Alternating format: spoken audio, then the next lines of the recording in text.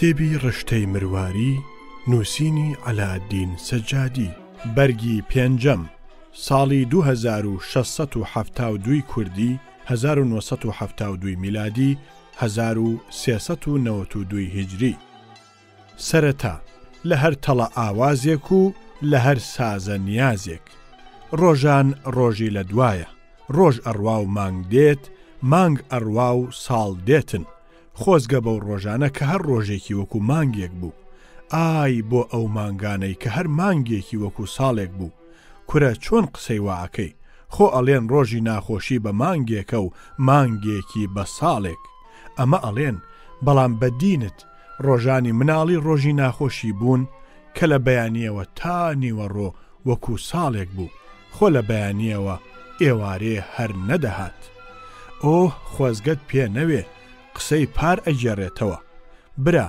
نە مناڵی و نەگەورەیی ڕۆژێک ئەگەر ئیشێکت تێدا کرد ئەوە گەلێ بە کەڵکترە لە ساڵێک کە هیچ ئیشێکی تێدا نەکەی با بینە سەر ڕشتەی مرواری ئەمە بەرگی پێنجەمی ڕشتەی مرواریە لە بەردەستایە بەرگی یەکەم و دووەم لە ساڵی 1957دا چاپکران هی سێیەم لە ساڵی 1958دا هی چوارەم لە ساڵی 1969دا ئەمەیە پێنجەم کە بەر ساڵی 1972 کەوت تا ساڵی 1972 گەلێ پەردەگۆڕا و گەلێ چەشنە دێوجامە هەڵدرایەوە لە ماوەی ئەم 16 ساڵەدا ئاخۆ چەند جۆرە دەستکردی پیشەسازی هاتۆتە پێشەوە ئاخۆ چەند جۆرە شۆڕش گێڕابێ هەر یەکە شتێک ئاخۆ چەند کەشتی بەربوو بێتەوە بۆ مانگ و بۆ ئەستێرەکانی تر کەچی خاڵۆی ڕێبوار ئەڵێ مامۆستا تازە ئەڵێ ئەوە ڕشتەی مرواری و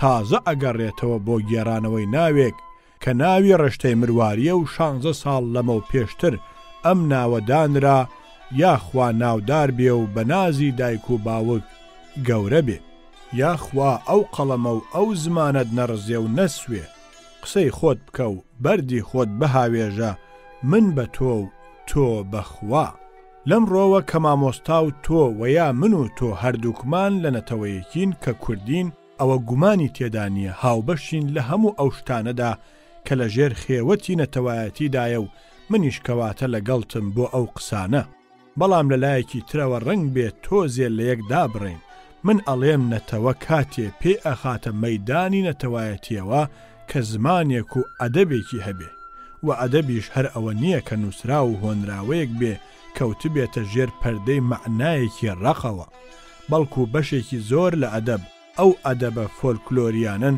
کە بە زمانێکی سادە و ساویلکە و تراون و ئەوترێن ئەمانن کە بە تەواوی زمانەکە دەرئەبڕن و پتەوی ئەکەنەوە ئەو زمانە ئاشکرا و بێپەردەیە نێتە مەیدانەوە جەوهەری ئەدەبی ڕاستەقینەی ئەو زمانە ناکەوێتە ڕوو دەرناکەوێ ئەگەر لە لاپەڕەی ڕابردووی مێژووی ئەم شتانەدا کە ئێستا ئێمە لەبارەی زمان و ئەدەبەوە پیشانی ئەدەین بەرەبەرە لەو سەردەمانەدا پیشان بدرانایە بێگومان ئێستا ئازوخەیەکی زۆر تێر و تەسەلمان ئەبوو بۆ ئەم زمانەی خۆمان و نەئەکەوتینە بەرپلاری ئەو توانج و ڕەخنانە کە تێمان و لێمان ئەگیرێ بۆ ڕاستی و ناڕاستی ئەم قسەیەش هەرماوە ئەو سەر و ئەم سەری ئەم 16 ساڵە بێنەرە پێشەوە لە سەری 16 ساڵەوە ئەگەر یەکی ڕشتەی مرواری چاو پێ بکەوتایە وەکو فیشەکە شێتە ئەچوو بە ئاسمانە کەچی لەم سەری 16 ساڵەکەوە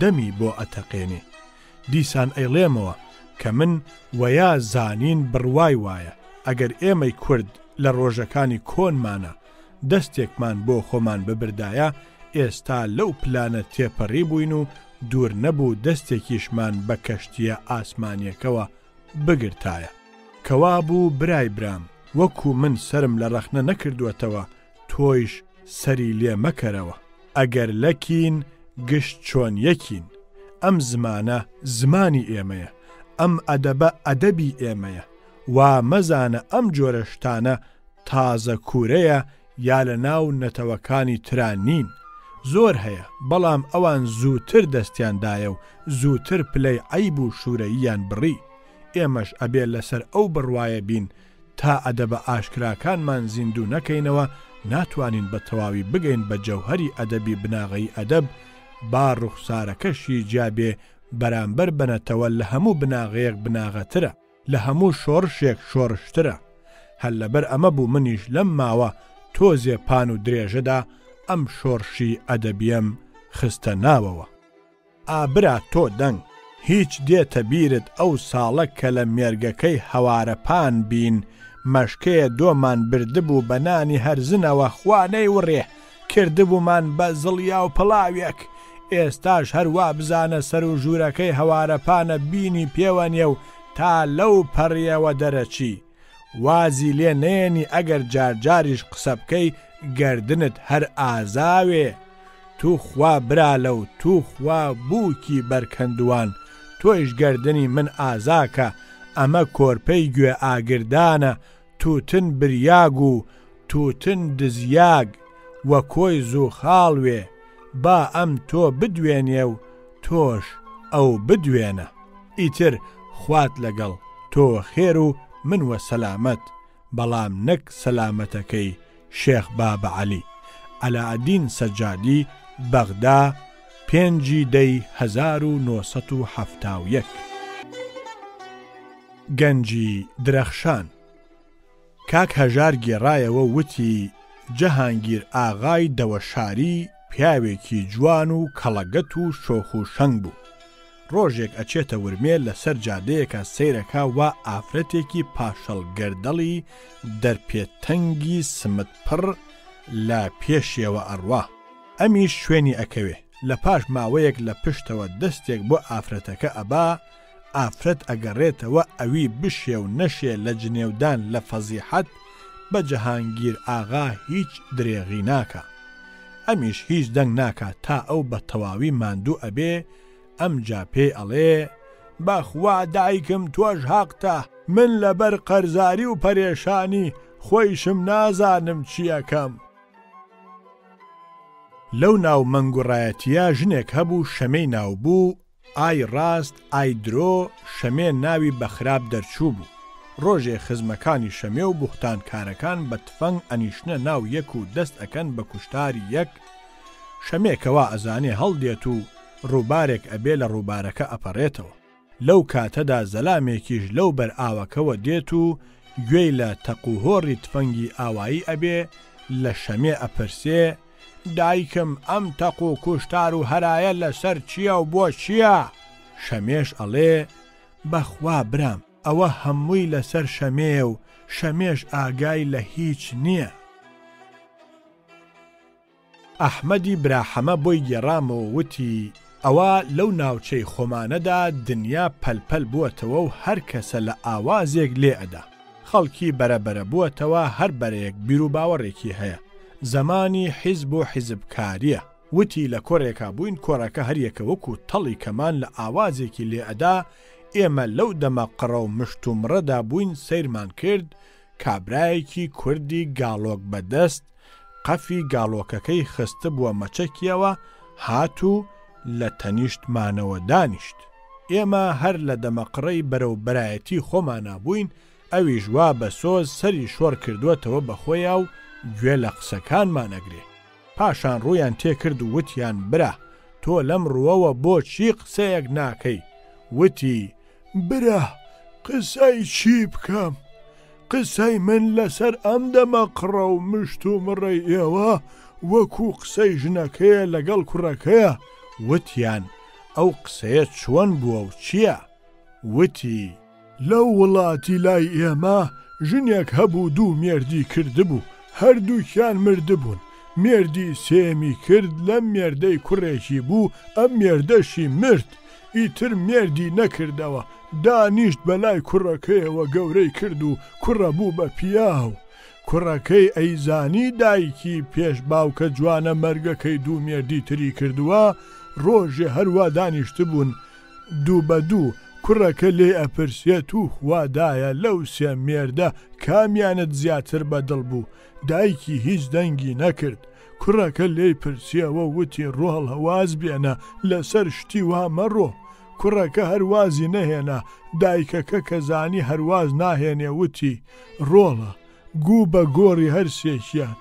کوڕە واقی وەرما وتی دایە بۆ وتی ڕۆڵە هەر کامیان ئەهاتن هەر ئەوەندە لنگیان ئەگرتم بەشانەوە و بەرزیان ئەکردەوە لەوانە بوو هەردوو گونیشیانی تێخەن لە هیچیان من خێرێکم نەدی ئەمەیە قسەی من لەسەر ئەم دەمەقڕەی ئێوە. دوو کچی سەرا لەو سەرە دانیشتبوون لە بین خۆیانە دەردە دڵ و ڕاز و نیازی خۆیان بۆ یەک هەڵ ئەڕەشت و ئەگێڕایەوە. یەکێکیان بەوی کەیانی ئەوێت ئەرێ تو خوا کچێ بۆ مێرد ناکەی بە ئەمەدی وەتمانی. ئەمیش وتی وەڵڵا خوشکێ ئەگەر ئەمەدی وەتمانی تۆزێ لاوچاکتر و نەختێ دەوڵەمەندتر و چکێ پۆشتەتر و پێچێ وەجاغزادەتر بوایە مێردم پێ ئەکرد. بەلانی کەمەوە دەگەڵ ئەوەش کە ئەمانەی نییە هەر داواشی بکردمایە شوم پێ دەکرد بەڵام ناشکری نەبێ لە ئاستی من بوویتە دیواری قایم چ قسان ناکە. ساڵێک لە ئەستەمبول ئەوە عەبدولحەمید زۆر نییە نیشتۆتە سەر تەختە هەمهەمەیەکی گەورە ڕوویدا. هەرچی شاری ئەستەمبول بوو هەمووی هەستا بوو کۆڵان و جادەنەی ئەکێشا. ڕوویان کردە بارەگای شاهی و کۆشکی یۆڵدز. یەکێک لە پێشەوە بانگی ئەکرد ئەتانەوێ ئەو حەشاماتە هەموو بەجارێ ئەیانوت نامانەوێ نامانەوێ. لەم هەراو زەنایە کۆشکی پادشاهی و وەزیر و پیاوە گەورەکان هەموو شڵەژان. سەدری عەزەم پێشیان کەوت و بە هەر جۆر بوو خۆیان گەیاندە کۆشکی یۆڵدز. وەزیری جەنگ فەرمانی دەرکرد کە هێزی سەرباز کۆشکی وێڵدز و دەوروبەری بارەگای عەبدولحەمید بتەنێ وا هەمهەمەش هەتا دێ ئەستورتر ئەبێ. ڕووە و بارەگای عەبدولحەمید ئەڕۆن و لەسەر یەک ئەڵێن نامانەوێ. دیارە ئەم هەمهەمەیە گەورەیە و ئەم نامانەوەیە هەر ئەوەیە کە یەعنی عەبدولحەمیدمان ناوێ بەڵام هێشتا بە تەواویش هەر دەرنەکەوتووە کە ئایا عەبدولحەمیدیان ناوێ یا سەدری ئەعزەمیان ناوێ. ئەوەندە دەرکەوتووە ئەم هەمهەمەیە لە دژی میری و کۆشکی یۆڵدزە. کابرایەکی باوە کۆچەکی هەر لە پێش عەبدولحەمیدەوە بە ژیانی پیری لەو تەمەنە پان و درێژەیدا هیچ فێر نەبوو بوو تەنها ئارەق خواردنەوە نەبێ. هەرچیەکی پەیدا ئەکرد ئەیدا بە ئارەق و ئەی خواردەوە و هیچی تر. ئەم کابرایەش وەکو گای پیر هەر هاواری دەکرد نامانەوێ نامانەوێ. دیمەنی ئەم کابرا پیرە بەم جۆرە بە تەواوی ترسێکی خستە بەر سەدری عەزەم و وەزیرەکانی کۆشکی یۆڵدز چونکە ئەمە ئەوەی ئەگەیان کە بە یەک جار میلەت بە گەنج و پیریەوە جوڵانەوەیەکی شۆڕشیان کەوتووەتە سەر ئەیانەوێت تەختی عەبدولحەمید تێکدەن. سەدری عەزەم ویستی قسەیەک لەگەڵ ئەم کابرایەدا بکا بەو ناوەوە کە پیرە و دنیای زۆر دیوە لەوانەیە ئەم کابرایە بتوانێت بە پند و قسەی ئاقلانە بڵاوە بە هەمهەمەکە بکە. بە هەر جۆر بوو ناردی کابرایان هێنا و کابراش لەوان بە جۆشتر هەر ئەڵێ نامانەوێ. لە ئەنجامە سەدری عەزەم وتی ئاخر کێتان ناوێ؟ کابرا وتی ئەو عەرەق فرۆشە باوە حیزە کە دوکانەکەی نزیکی منە نامانەوێ عەرەقەکەی هیچ بەکەڵک نایە. پاشان سەدری عەزەم بە وەزیری جەنگی وت فەرمان دەرکە سەرباز بچنە شوێنی خۆیان هیچ نییە. ئەمانە هەر یەکە لە ئاوازێ لێ ئەدەن. تەنها نامانەوەیەکی پێگرتوون هەر کەسە بە نیازی خۆی ئەو شتەی خۆی ئەیزانێ ئەوەی ناوێ. لەو وڵاتی هەولێرە شەخصێک هەیە هۆمەرمەندانی پێ ئەڵێن نەخۆشی و شتە ئەبەنە سەری و چاک ئەبێتەوە. کچێک پیرەدایکێکی هەبوو زۆر نەخۆش بوو. کچەش فرە حەزی لە مێرد ئەکرد بە دایکەی وت دایە با بت بەمە سەر هۆمەرمەندان بەڵکو نەخۆشیەکە چاک ئەبێتەوە. دایکیشی وتی ڕۆڵە نەخۆشی من پیریە پیری چاکبوونەوەی نییە. کچە وتی دایە تۆ ئەڵەی چی هۆمەرمەندان هەموو نەخۆشیەک چاک ئەکاتەوە. بە هەر جۆر بوو دایکی هەڵخڕان و بردی بۆ سەر هۆمەرمەندان بردی لە ناو مەرقەدەکەدا پاڵی خست و خۆی بە دەوری مەرقەدەکەدا دەستی کرد بە سوڕانەوە و ئەیوت یا هۆمەرمەندان دایکە پیرێکی بێکەسی بێدەرەتانم هەیە زاوایەکی چاکی وەجاغزادەی بۆ بنێری با خزمەتی بکە. دایکە گوێی لە پاڕانەوەکەی ئەم بوو وتی هەیواوا لێکراو تۆ خۆت مێردت ئەوێ و منت کردووە بە بەهانە یەڵڵا هەڵم گرە با بچینەوە. حەسەن بەگی عەلی بەگی جاف بۆی گێڕامەوە وتی سەید مەحموودی کوڕەزای مەولەوی بۆی گێڕامەوە وتی پیاوێکی تاوەگۆزی لای ئێمە کە ناوی حەمەمراو بوو بە کاروان ڕێ ئەکەوێتە هەڵەوجە. ئەمە یەکەم جارە کە ڕێ ئەکەوێتە شارەوە بەبەر دووکانی سەرتاشێکە تێ ئەپەڕێ ئەزانێ لەم شوێنەدا سەر ئەتاشن. ئەڵێ وەڵڵا سەر و ڕیشم هاتووە با بچم یەک جار لێرە بیتاشم و ئەو وەختە بچمەوە. ئەچێتە دوکانەکە کابرای سەرتاش لەسەر ئەسکەملی دای ئەنێ خاولی ئەخاتە بربەرۆکیا و سەر و ڕیشێکی پوختی ئەتاشێ پاشان خاولی ڕائەوەشێنێ و ئەڵێ مبارەک بێ و حەمە مرادیش هەڵ ئەستێ و ئەڵێ خوا سواوت بنووسێ و ملی ڕێ ئەگرێ و دێتە دەرەوە. کابرای سەرتاش ئەڵێ بۆ کوێ؟ بێنە پارەی سەرتاشینەکە. ئەویش ئەڵێ پارەی چی؟ ئەی من نەموت خوا سواوت بنووسێ؟ کابرا ئەڵێ خوا سواوت بنووسێ چییە؟ بێنە پارەی سەرتاشینەکە.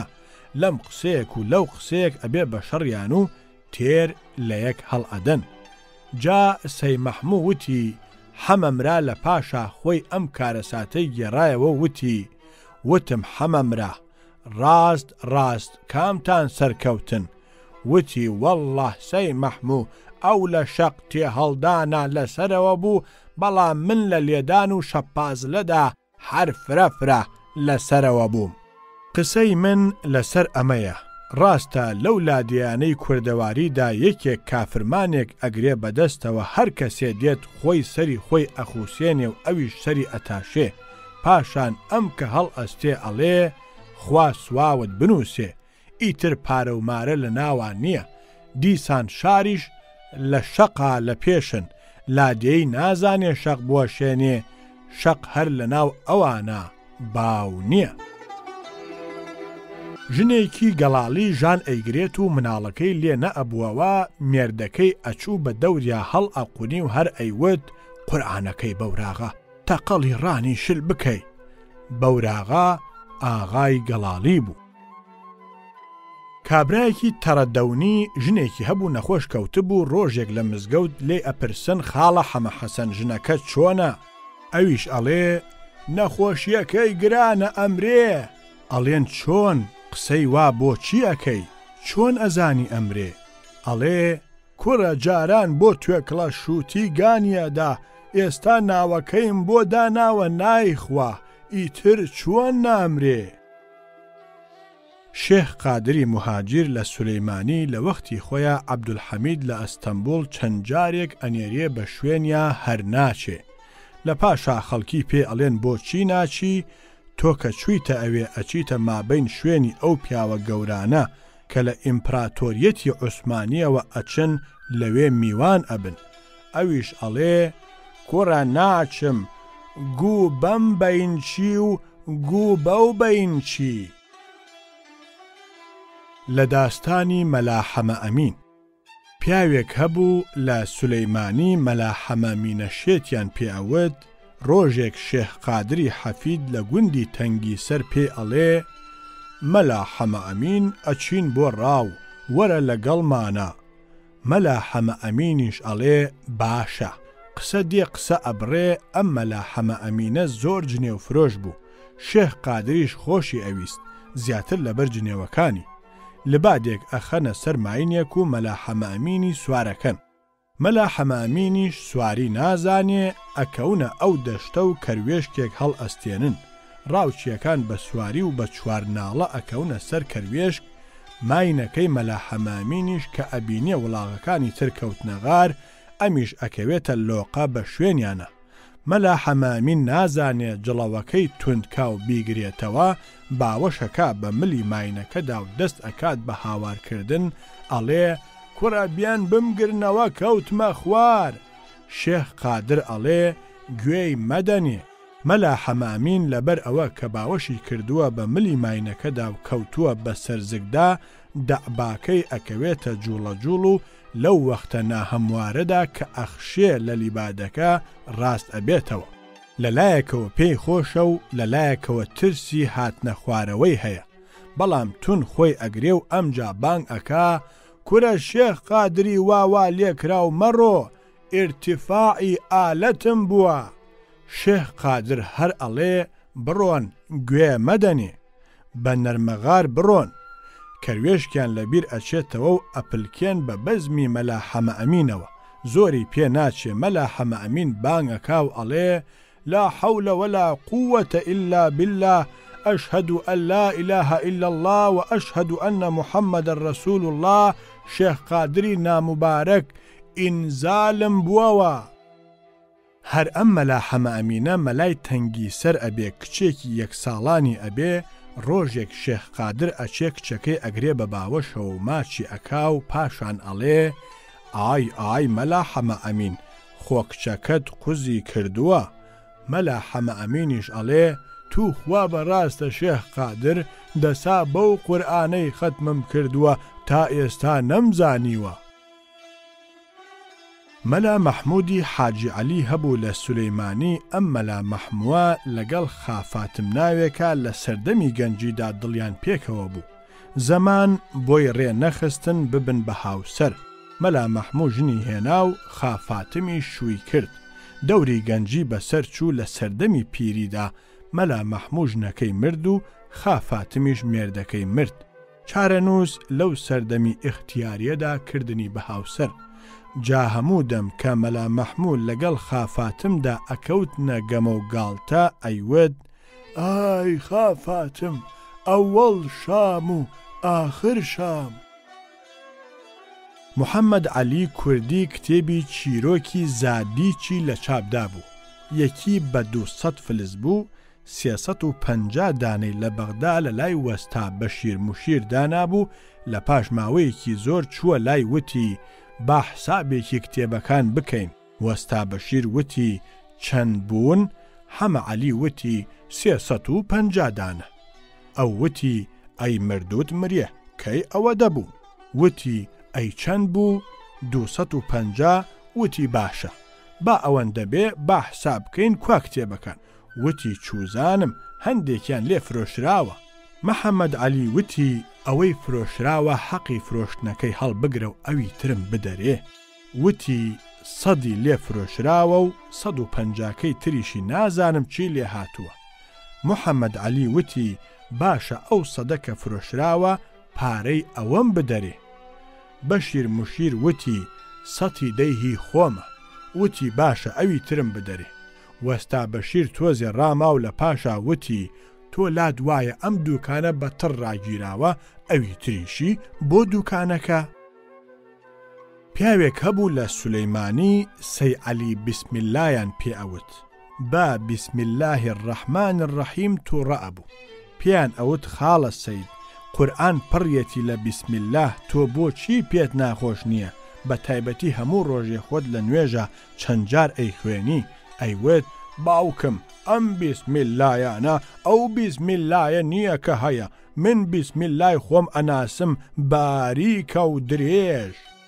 جا ئەم سەی عەلیە جارێک قادر ئاغا هەبوو، پیاوێکی کەڵەگەتی زەلام. سەی عەلیش بچکۆڵەیەکی ڕێویلە بوو. لەسەر جادەکەی کانیسکان هەر لەسەر بسم الله ئەبێ بە شەڕیان. قادر ئاغا ئەیگرێ و ئەینێتە ژێرەوە، بەلاقەت دێت بە وێزەیە. سەی عەلیش لە ژێرەوە هاواری ئەکرد و بانگی ئەکرد ئەرێ ئەوە گەوادێک و سەگ بابێک و قەحبە بابێک نییە بێت لێکمان بکاتەوە. جارێک سەی عەلی بسم الله لە سولەیمانی ژن دێنێ. شێخ لەتیفی شێخ مەحموو کە سەی عەلی خزمیشی بوو، بۆی دەستەبەر ئەبێ کە تەدارەکی ئەم شای و ئاهەنگەی بۆ بکە. شێخ لەتیف بێت و ئاهەنگی شایی بۆ سەی عەلی خزمە ڕێک بخا، ئەبێ چۆن بێ؟ خانوویەکی باشی بۆ ڕێک ئەخا، بە تایبەتی ئەو ژوورەی کە شەوێ زاوا و بووک ئەچنە ناوی، هەمووی ئاوێنە بەند ئەکا و سەی عەلی ئەبا بۆ سیرکردنی. سەی عەلیش زۆری پێخۆش ئەبێ. پاش بانگی شێوان کە ئیتر سەی عەلی ناچێتە ئەوێ مەگەر کاتێ نەبێ کە بووک بچێتە ئەوێ و بچێتە لای بووک. شێخ لەتیف ئەچێ 12 بسم الله الرحمن الرحیم لەسەر پارچە کاغەزی گەورە و مقەبا ئەنووسێ و ئەی باتە ژوورەکە بە هەموو لایەکی ژوورەکەدا دایان ئەکوتێ تەنانەت بە بنمیچەکەشە ئەیکێشن و سویچەکەی لە دەرەوە ئەشارنەوە ژوورەکەش پەنجەرەی تیا ئەبێ و بەرهەیوانی لەبەرا ئەبێ شەوێ درەنگ وەختێک بووک ئەبرێتە ژوورەوە پاشماوەیەک سەی عەلیش ئەکەنە ژوورەوە لە ژوورەکەدا تەنها چرایەکی بچکۆلە ئەبێت شێخ لەتیف و چەند کەسێک لە هاوڕێکانی خۆیان لە دەرەوە شاردووەتەوە سەی عەلی لە ژوورەوە وردە وردە ئەکەوێتە خۆی و لەو کاتەدا کە ئەیەوێ خۆی ڕوودکاتەوە ئەمان لەم دیوەوە جارێ دەرگاکەی لێدا ئەخەن ئەمجا شێخ لەتیف دەست بە دوگمەی سویچەکەدا ئەنێ هەموو گڵۆپەکان لە ژوورەوە هەڵ ئەبن سەی عەلی لەم شتە ناکاویە ئەحەپەسێ پەلاماری دەرگا ئەدا دەرگا داخراوە سەیری دار و دیوار ئەکا هەمووی بسم الله الرحمن الرحیمە بە تەواوی شێت ئەبێ و نازانێ چی بکە ئەوانیش لە دەرەوە دەست ئەکەن بە چەپڵە ڕێزان و بە یەک دەنگ بەدەم چەپڵەوە ئەڵێن هەی زاوە زاوە زاوە دەستی بگرە و بەدواوە سەی عەلی دەست ئەکا بە جنێودان و بە کفرکردن حیتە ئەنیشێتەوە وەکو پشیلەیە خرابێتە ژوورێکەوە و دەرگای لێدا خرابێ چۆن سەری لێتێک ئەچێ و ئەشڵەژێ ئەمیش وای لێدێ سەیری دار و دیوار ئەکا هەمووی بسمیللایە لە شوشە پەنجەرەوە سەیری بەرهەیوانەکە قیامەت و چەپڵە ڕێزانە ئەوەندە خۆی ئەدا بە دەرگا و پەنجەرەدا و ئەوەندە جنێو ئەدا حتا بە تەواوی پەکی ئەکەوێ لەو ناوەدا ئەکەوێ پاشان دەرگاکەی لێ ئەکەنەوە و یەکەوجار پەلاماری شێخ لەتیف ئەدا شێخ لەتیف هەڵدێ بەو جۆرە بەداخەوە ئەتلێتەوە تا بەیانی ئەچێ بۆ لای شێخ مەحموود بۆ شکاتکردن و هەزار جنێو بە شێخ لەتیف ئەدا شێخ لەتیفیش ئاگای لێیە بەڵام خۆی بەرچاو ناخە شێخ مەحموودیش نازانێ پێ بکەنێ یا دڵنەوایی سەی عەلی بکە ئەمجا لەبەر ئەو ئەفەرموێ ئالەتیفم بۆ بانکن شێخ لەتیف دێنن و دەست ئەکا بە قسەوتن و پێی ئەڵێ هەی ناجسن چۆن دڵی خاڵە سەی عەلی عاجز ئەکەی هەستە دەست بکەرە ملی و ئاشتی بکەرەوە شێخ لەتیفیش بە خاڵە سەی عەلی یان پەلاماری ئەدا و سەی عەلی ڕائەپسکێنێ بەڵام بە جۆرێک جۆشی ئەدا تند باوەشی پیا ئەکا و ئەیگوشێ لەوانەیە هەموو پەراسووەکانی ورد بکە سەی عەلی تووڕەیی زەماوەنی لە تاو ژانی پەراسووی لەبیر ئەچێتەوە و ئەڵێ ناجسن بەرەڵام کە پەراسووم شکا شێخ لەتیفیش ئەڵێ بەسەری ئەو شێخە تا ئاش نەبیتەوە لەگەڵ ما بەرەڵات ناکەم سەی عەلیش لە ترسی شکانی پەراسووی ئەڵێ ئاشتا بمەوە گوو بە چارێ ئەو کەسە لەگەڵ ئێوەدا قسەکە ئەمجا بەرەڵای ئەکا زیافەتێکیشی بۆ شیرینی خواردنی ئاشتبوونەوە بۆ ئەکا و شەوی دوایی بەڕاستی ئەیکەنە پەردەوە مەلا محەممەدی دەربەندی خان چوو بۆ حەج کە هاتبووەوە قسەی حەجی بۆ مەحموود بەگی جاف ئەگێڕایەوە کە چۆن تەوافی کردووە و چۆن بە سۆز و عەزیەتێکی زۆر ڕەجمی شەیتانی کردووە کە ئەگاتە سەر شەیتان مەحموود بەگ ئەڵێ خوا بتگرێ گوایە دڵت خۆشە تۆ ئیشێکی چاکت کردووە خواوەن تەعالا لە قورئانە لە 50 لاوە بەرەنگاری شەیتان بووە ئیتر نازانم چاری کردووە یان نەی کردووە ئێستا تۆ بۆچی ئەم دوژمنە گەورەیەت بۆ خۆت دروست کرد بەدبەخت ئاخر تۆ منداڵداری مەلا محەممەد ئەڵێ کەواتە نەڕەجم عەلی ڕەسووڵی ڕۆزایی هەبوو پیاوی ڕەزابەگی جاف بوو ئەم عەلی ڕەسوولە ڕۆژێک لەسەر حەوزەکەی کەلار دەستنوێژی ئەشۆرد لەو کاتەدا کە قاچی ئەشوا تڕێک ئەکەنێ چاری نەماوتی جاوەرە پیاوەتی بۆ خوا بکە لە ئاوایی بەیانلوو شایی ئەبێ دەنگی گەلێ لا ئەکەن زۆر ناژەن و دەهۆڵ کوتی ئەو ناوەش ئەڕۆن خۆت ئەیزانی لە کاتی هەڵپەرکێدا کابرای زۆر ناژەن لە کاتێکدا کە یەکێ شاباش ئەکا لە مۆزی بۆ بەرز ئەکاتەوە و دەمی زۆرناکەی ئەکاتە ئاسمان و بۆی ئەقوقێنێ دەهۆڵ دەرەکەش ئەوەندەی تر گەرمی ئەکا ئەو لای بەیانلوو وڵاتی نزیکی فورقانەش شێوە قسەکردنێکی جیاوازیان هەیە لەوانی تر زۆر ناژەنێکی ئەو وڵاتی گێژەیە ئەچێ بەدەم شاییەوە ئەوە هەڵپەرکێش گەرمە سەمینی ئەمین هەبوو خەڵکی قورقان بوو ئەویش ئەچێ بۆ بەیانلوو بۆ ناو شایی و هەڵپەرکێ کیژانی کڵاولار هەڵ ئەپەڕن سەمینیش دەست ئەگرێت دەهۆڵ و زۆرنا دێتە بەردەمی کابرای زۆرناژەن دەمی زۆرناکەی ئەکاتە ئاسمان سەمین نیو ڕوپیە دەردێنێ و ئەیدا بە دەهۆڵ کوتەکە کە بیکا بە شاباش ئەڵێ بۆشم هیچیایە سەمین ئەڵێ بێژە سەمینی ئەمینی میرەی محەممەد خانزەی ڕۆژبەیانی فورقانی ماڵیان ها لە بان خانیە فورقان کابرای چاوەش ئەڵێ بگرە باوە سەگ بە کوتە ڕوپیەیەک ئەی پێچ و پلوچە و من نێوترێت. مامۆستا مەلاکەریمی بیارە لە بابە ڕەسوڵی دۆڵاشی ئەگێڕایەوە وتی ئەوڵێ و ئەو لە سەن هەبوون لە سنە برابوون خوشکێکیان هەبوو سانیە خانمی ناوبوو ئەمانە کوڕ و کچی ئاحەمەمرا بوون ئەم ئاحەمەمرایە زاوای ماڵی ئاسەف دیوان بوو ئاحەمەمرا ئەمری خوای کردبوو ئەوڵێ کە براگەورە بوو هەموو ماڵەکەی داگیر کردبوو بەشی ئەو لە سەن و سانیە خانمی نەئەدا گەلێ دەمەقڕە لە ناویانە پەیدا بوو هیچ کەڵکی نەبوو لە ئەنجامە ڕۆژێ ئەو لە سەن بە سانیە خانم ئەڵێ ئاباجی بێژە بە ئابرام مەرحومی باوکم پوڵ و ماڵێکی بۆ بەجێ هێشتگین سەر بێریەتە سەر ڕاستی حەساومان چەس پێماندا ئەگەر نە تفەنگەکەی خوابیا مەرزی باوکم تێرم خۆراکیە باروتی تیەکەم پۆخێ پەمگیچ ئەخەمە ناوی تەرەقەیەگیچ ئەنێمە بان مەمکەکەی ئەیتەقێنین سائیتر چی ئەوێ با بوێ زاڵەدار زاڵە ئەترەکێنێ فینار حامی لە حەمەل ئەخا بەتون و تەوەس.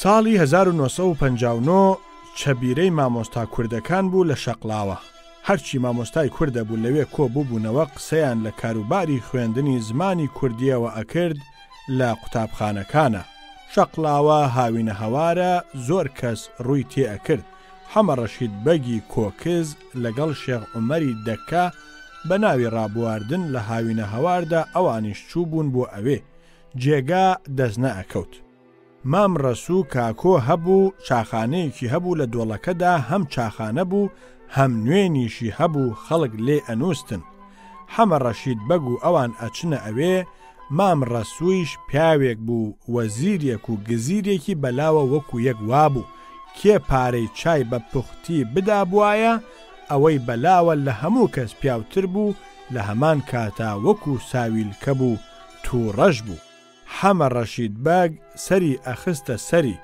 بەڵام پارە چاییشی ئەدایە پێی وت مام ڕەسوو من بەگزادەی جافم گوندەکانم هەموو لەم سەردەمەدا بە چەپڵەدا گیریان کردووە و لە دەستیان سندم مام ڕەسوویش ئەڵێ جا ئێستا تەوێ چی بکەی وەڵڵا هەر لە هاتوو چۆدان بۆ ئەوە وەریان بگرمەوە کو وەریان دەگریتەوە ئەمە سەردەمی جمهوریە دەسا 1000 جمهوری بێ هەر ئەبێ وەریان بگرمەوە وەریان ئەگرمەوە لە داخی جمهوری و بە کوێرایی چاوی تۆ لەوێدا مام ڕەسوو ئیتر تووڕە ئەبێ و ئەڵێ هەروەها دەهەڕۆ هەر لۆ خۆت غارغارێنە بکە و بزانم چیت پێدەکرێ. عومەر قەزاز هەبوو لە سولەیمانی لە کاتی خۆیان فرە شۆخ و شەنگ و لاوچاک بوو دەوری گەنجایەتی گۆڕیەوە بە دەوری پیری کوێستانی سەر و ڕیشی لە خاڵخاڵی دەرچوو بوو بە کلۆری بەفر ئەم عومەر قەزازە جارێک ئەچێتە بەغدا کە لە سولەیمانی دەرئەچێت سەری سپی ئەبێ کە ئەگەڕێتەوە ئەو مووە سپیانە ڕەش ئەبنەوە تۆمەس ئەمە باوە لە بەغدا مووی سەر بۆیە ئەکەن ئەویش وای کردووە کوڕ و کاڵ ڕۆژێدا ئەنیشن و بڵاوی ئەکەنەوە کە عومەر قەزاز سەری قیرتاو کردووە ئەویش لە ئەنجامە ئەڵێ باوکم ئێوە دەخڵتان چییە من سەری خۆمە و گووی تێەکەم مەلا ڕەئوف بۆی گێڕامەوە وتی ئەحمەدی حاجی فەتاح لە سولەیمانی لە ماڵی خۆیان نازداری باوک و تاقانەی دایک بوو کەوای شیرداخ و سەڵتەی ماوەت و چەفتە و مشکی ئەمانە هەمووی هەر لەو ئەوە شایەوە لە سەفەر بەرلکدا برا بۆ عەسکەری لە شەڕێکا گولەیەکی بەرئەکەوێ ئەبێ بەهۆی تێکچوونی عەقڵی کە گەڕایەوە بۆ سولەیمانی لەبەر ئەو تێکچوونی عەقڵەی ئەو ناز و نیعمەتی پێشوە هەمووی زەمان پەردەی چەوسانەوەی بەسەراهێنا و وای لێهات بە شەو لە خانەقای حاجی مەلا عەلی ڕۆژی ئەکردەوە. مەلا ساڵحی مەلا زوبەیر لەوێ بوو. ڕۆژێک لەگەڵ مەلا ساڵح تێک ئەچن و دەری ئەکا و پێی ئەڵێ بۆ چ گەڕت بەم خانەقایە پێچاو بچوەرە شوێنێکی تر؟ ئەحمەد ئاغاش پێی ئەڵێ بڕوا مردوت مریە سەرت ئەڵێی سەری قمقموەکە تابور ئاغاسیەکی وەکو من نەبێ کێ لەم سوال کرد تیا تۆپی و خانەدا ڕۆژەکاتەوە. ئەحەی نازێ هەبوو لە سولەیمانی مامەڵەی لەگەڵ ئەو خەڵکی شارە زورەدا هەبوو. یەکێ لەو کەسانە کە ئەم شتی ئەدانێ معرف ناوێک بوو خەڵکی ئاوایی مستەفا. شکاتی لێ کردبوو هێنابووی بۆ سولەیمانی و بردبووی بۆ مەحکەمە. حاکم لە ئەحا ئەپرسێ دەعوات چییە لەم کابرایە؟ ئەڵێ قوربان 50 ڕوپیەم لایەتی. ئەڵێ تۆ ئەڵێی چی کابرا؟ ئەویش ئەڵێ قوربان درۆەکە وەو سەیساقە هیچی لام نییە. ئەڵێ ئەحا تۆ سەنەدت هەیە؟ ئەحا ئەڵێ ناوەڵڵا. ئەڵێ کەواتە ئەتوانی سوێندی بدەی؟ ئەحا ئەڵێ قوربان سوێندی چی؟ ئەم کابرایە نە نوێژەکە نە هیچ لەکوێ ئیمانی بە سوێن هەیە؟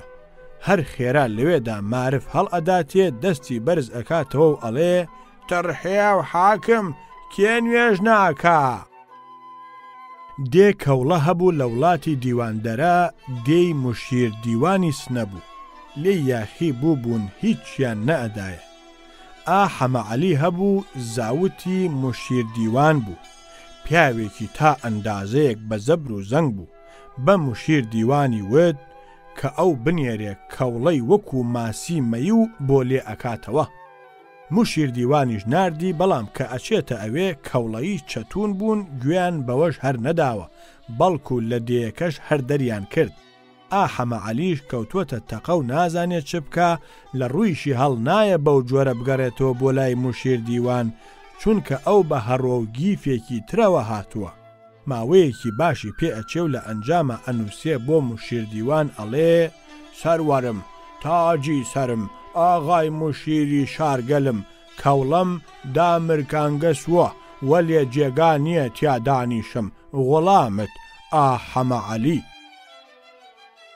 سەردەمێک لەو وڵاتی گەرمیانە کورد و کارە ئەچوون بۆ دزی. خاوەن ماڵ دزەکانی ئەناسی و ئەچوو شکاتی لێ ئەکردن یا لە لای شەرع یا لە لای حاکم شەرع. دزی ڕائەکێشایە مەیدان و سوێندی ئەدان. ئەوانیش سوێندیان نەئەخوارد و ماڵەکەیان ئەدایەوە و ئەو ئەزیەتەیان بە هیچ دەرئەچوو. جا مەلاتەقی هەبوو لەو دەشتی گەرمیانە پەنایان ئەبردە بەر ئەو چارێکیان بکە بۆ ئەوە ئەگەر جارێکی تر کە دزیان کرد بتوانن بیخۆن. ئەمجا مەلاتەقی ئەیهێنا کابرای لە پاش دزیکردنەکە ئەخستە بێشکەیەکەوە و بە دەسترازە شەتەکی ئەدا و تۆزێ ڕای ئەژەند و پاشان ئەیکردەوە و ئەیوت لە بێشکەکە وەرە دەرەوە. فێری ئەکرد ئەیوت کە بردیتیان بۆ لای قازی سوێن بخۆ و بڵێ لەو ڕۆژەوە پێم لە بێشکە کەوتۆتە خوارەوە ئیتر نەخراومەتە بێشکە من دزیم نەکردووە.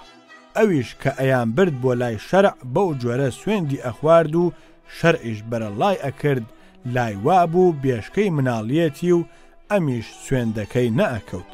هەروەها فێری ئەکرد لە کاتێکدا کە ئەیبن بۆ لای حاکم و سوێندی ئەوەی ئەدەن کە ئەو ماڵەکەی نەدزیوە بۆقێ چۆلەکەیە یاندارێکی وابخاتە باخەڵیەوە لە ژێر کەوا و کراسەکەیەوە بە جۆرێک کە دیار نەبێ. لە کاتی سوێند خواردنە دەست بدا بەسەر سینگیا و ئەو بۆقەکەش لە ژێر دەستیایە بڵێ بەم قورئانە ئەم نەفسە بێت و ئاگای لەو دزیە نییە. ئەویش وای ئەکرد و بۆ خۆی بەرەڵایەن ئەکرد نەفسەکەش چی بوو بۆقەکە بوو دیارە ئەو بۆقە ئاگای لەو دزیە نییە.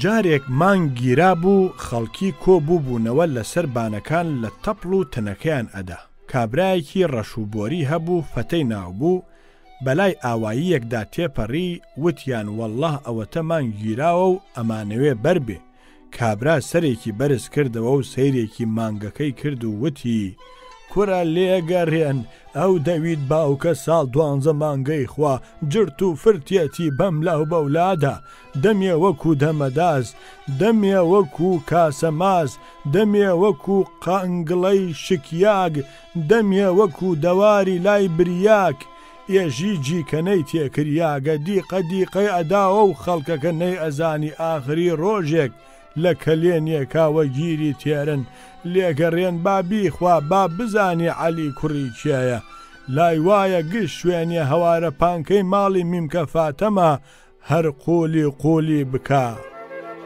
کابرایەک هەبوو لەو شارە زورە پێیان ئەوت ئافە ئیشی هەر دزیکردن بوو.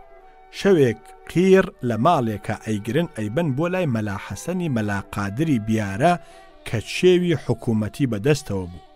مەلا لێی ئەپرسێ کابرا تۆ بۆچی چوویتە ئەو ماڵەوە؟